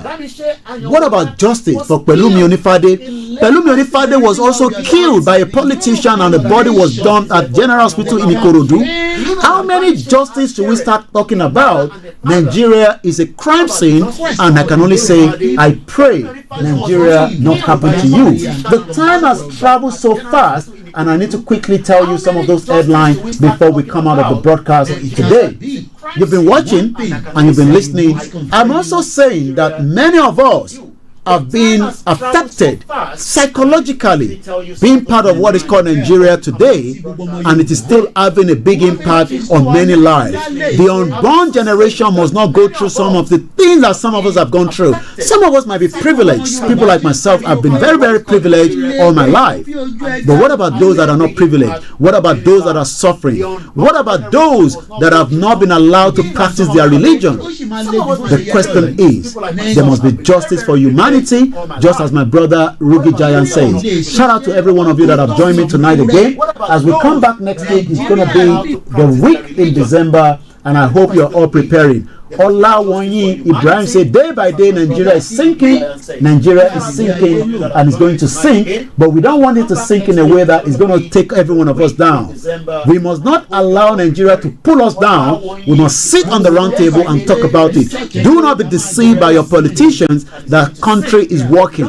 Nigeria is not working. It is sitting on a ticking time bomb, and we do not want the bomb to explode on any one of you. That is why some of us from outside the country where we can communicate, we know that some of what we are saying here cannot be said in Nigeria, and that is why we are the voice of the voiceless. My name again is Olayomi Koiki, and you've been watching and listening because we have the technology to listen, we have the technology to watch us, which is different from the analog NTA has been using. I was told NTA is now going to be digital. God bless Tinubu. NTA go digital. What an interesting time to be alive. So I'm going to give us quickly some of the headlines that I have this morning coming from Nigeria. The Daily Times says non-indigenous students flee federal varsity in Zamfara sources. Why? What is going on? Why are the students fleeing Zamfara state? Interesting. Appeal court verdict is also Muftwang Wax spiritual. Unemployment, Kalu moves bills for national apprentice scheme. Very good one. If only it can be, it can be amended. Olubadan demand constitutional role for traditional rulers in Nigeria. We're going to talk about this on my program. Very interesting. Olubadan Babawa demand constitutional rule for traditional rulers in Nigeria, says Yoruba Obas. 1 minute, I need to save this because we're going to talk about that. Yoruba Obas to convey on Ibadan today. Entertain Solati Joy. How can an Oba have to ask for a permission to travel from the local government chairman? Interesting days ahead and weeks. Again, the Guardian, banks brace up for new monetary policy conduct regulation as Cardoso, the governor of the Central Bank of Nigeria, returns CBN to traditional monetary policy regime. After the Kogi election, it looks like Dino Malaye have not been able to release a song. Interesting time ahead. Once again, my name is Olayomi Koiki. We are 4 minutes away. Bad road worsen food inflation. Many farmers cry every day because they cannot move their crop from their farm into the consumer that will buy it. I was even told by somebody on Twitter that without the north, we cannot feed ourselves. And I'm saying, well, the northern part that have created more terrorists have made sure that Yorubas and the Igbos and the Middle Belt and the Nigerians suffer because you cannot continue to move your cow and disturb another farmer business. Cattle ranching should have been operating. There should not be any reason why you are using your own business to transfer into another man's business and disturb us. So that again, in 3 minutes, I'll be handing over back to my producer, Mr. Frank David and Mr. Archie. Sarah, according to the metrics, raises alarm, reveals why World Bank must suspend loans to Nigeria. We told you about the loan. $8.4 billion is what President Bola Tinubu is going to be borrowing. Another 100 million euro. I don't know what they're going to do with it, but it says agriculture, medical, water, and security. I hope this money will not be squandered just like Buhari did at the time. 2 minutes before we go, Oba of Benin to Nigeria, Tinubu presidency ordained by God again. Why are these Oba telling us that a president was ordained by God, just as we were told that Buhari was ordained by God? The question is Tinubu ordained by God, or are we just living in denial? Once again, Ogumola Abiodun say, so that Biafra woto go reach in fast. Tinubu should still hold on to Mazinam Kanu so that the Biafra woto go reach in fast. Baba Kende says, àwọn òṣèlú Nàìjíríà àti àwọn UK àti America àti Europe ní Boko Haram nípa àwa ní Nàìjíríà o. Mr. Peter Pan, thank you so much. Says 24/7 Koiki Media, I salute you. All hail Biafrans, all hail Biafrans. And like I say, you got our support right on Star Radio UK, and you got your support on the sister broadcast on Koiki Media. As I'm going to be leaving you in the hands of Archie, I say thank you so much to everyone that have joined me again tonight. I'll be back same time next week, God willing, at 6 p.m. Make sure you tune in. Remember to share it as well. Tokyo 778. And likewise, I was almost going to say this is Boko Haram, but I saw Boko Inis. I hope it's not Boko Haram. Thank you so much. Also, Mrs. Fatty 11 on the Instagram as well. And every single one of you that I've not mentioned, I would like to say shout out to you all. We appreciate you for joining us. And we hope that this time next week, you'll be joining me again. I will now say, ó dàárọ̀ láti ibi tí a wà yìí tó bá tún di ọ̀sẹ̀ tó ń bọ̀ kẹ́tù pàdé wa. Tomorrow, thank you so much. Before we go, I just saw that coming through. Kunle Bakers, my big brother there, and I hope it is not too cold in Canada. I pray for you. I love you. We appreciate you, just like we love Isidora. We love every single one of you that stay tuned. There's so many things happening in this social media space. So for every time you sit with us, we must say thank you so much. And this is for you, especially every one of you. Welcome.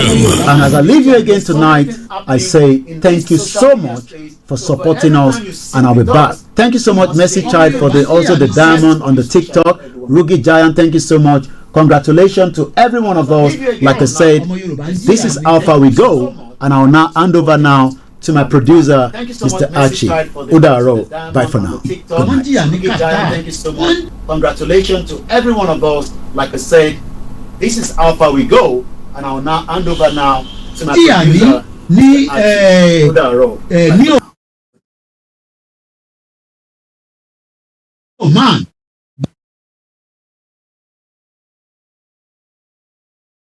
Bàbá wa Prophet Ológun Olúwa. This is Star Radio UK. In your car, At work. at home, On your smartphone.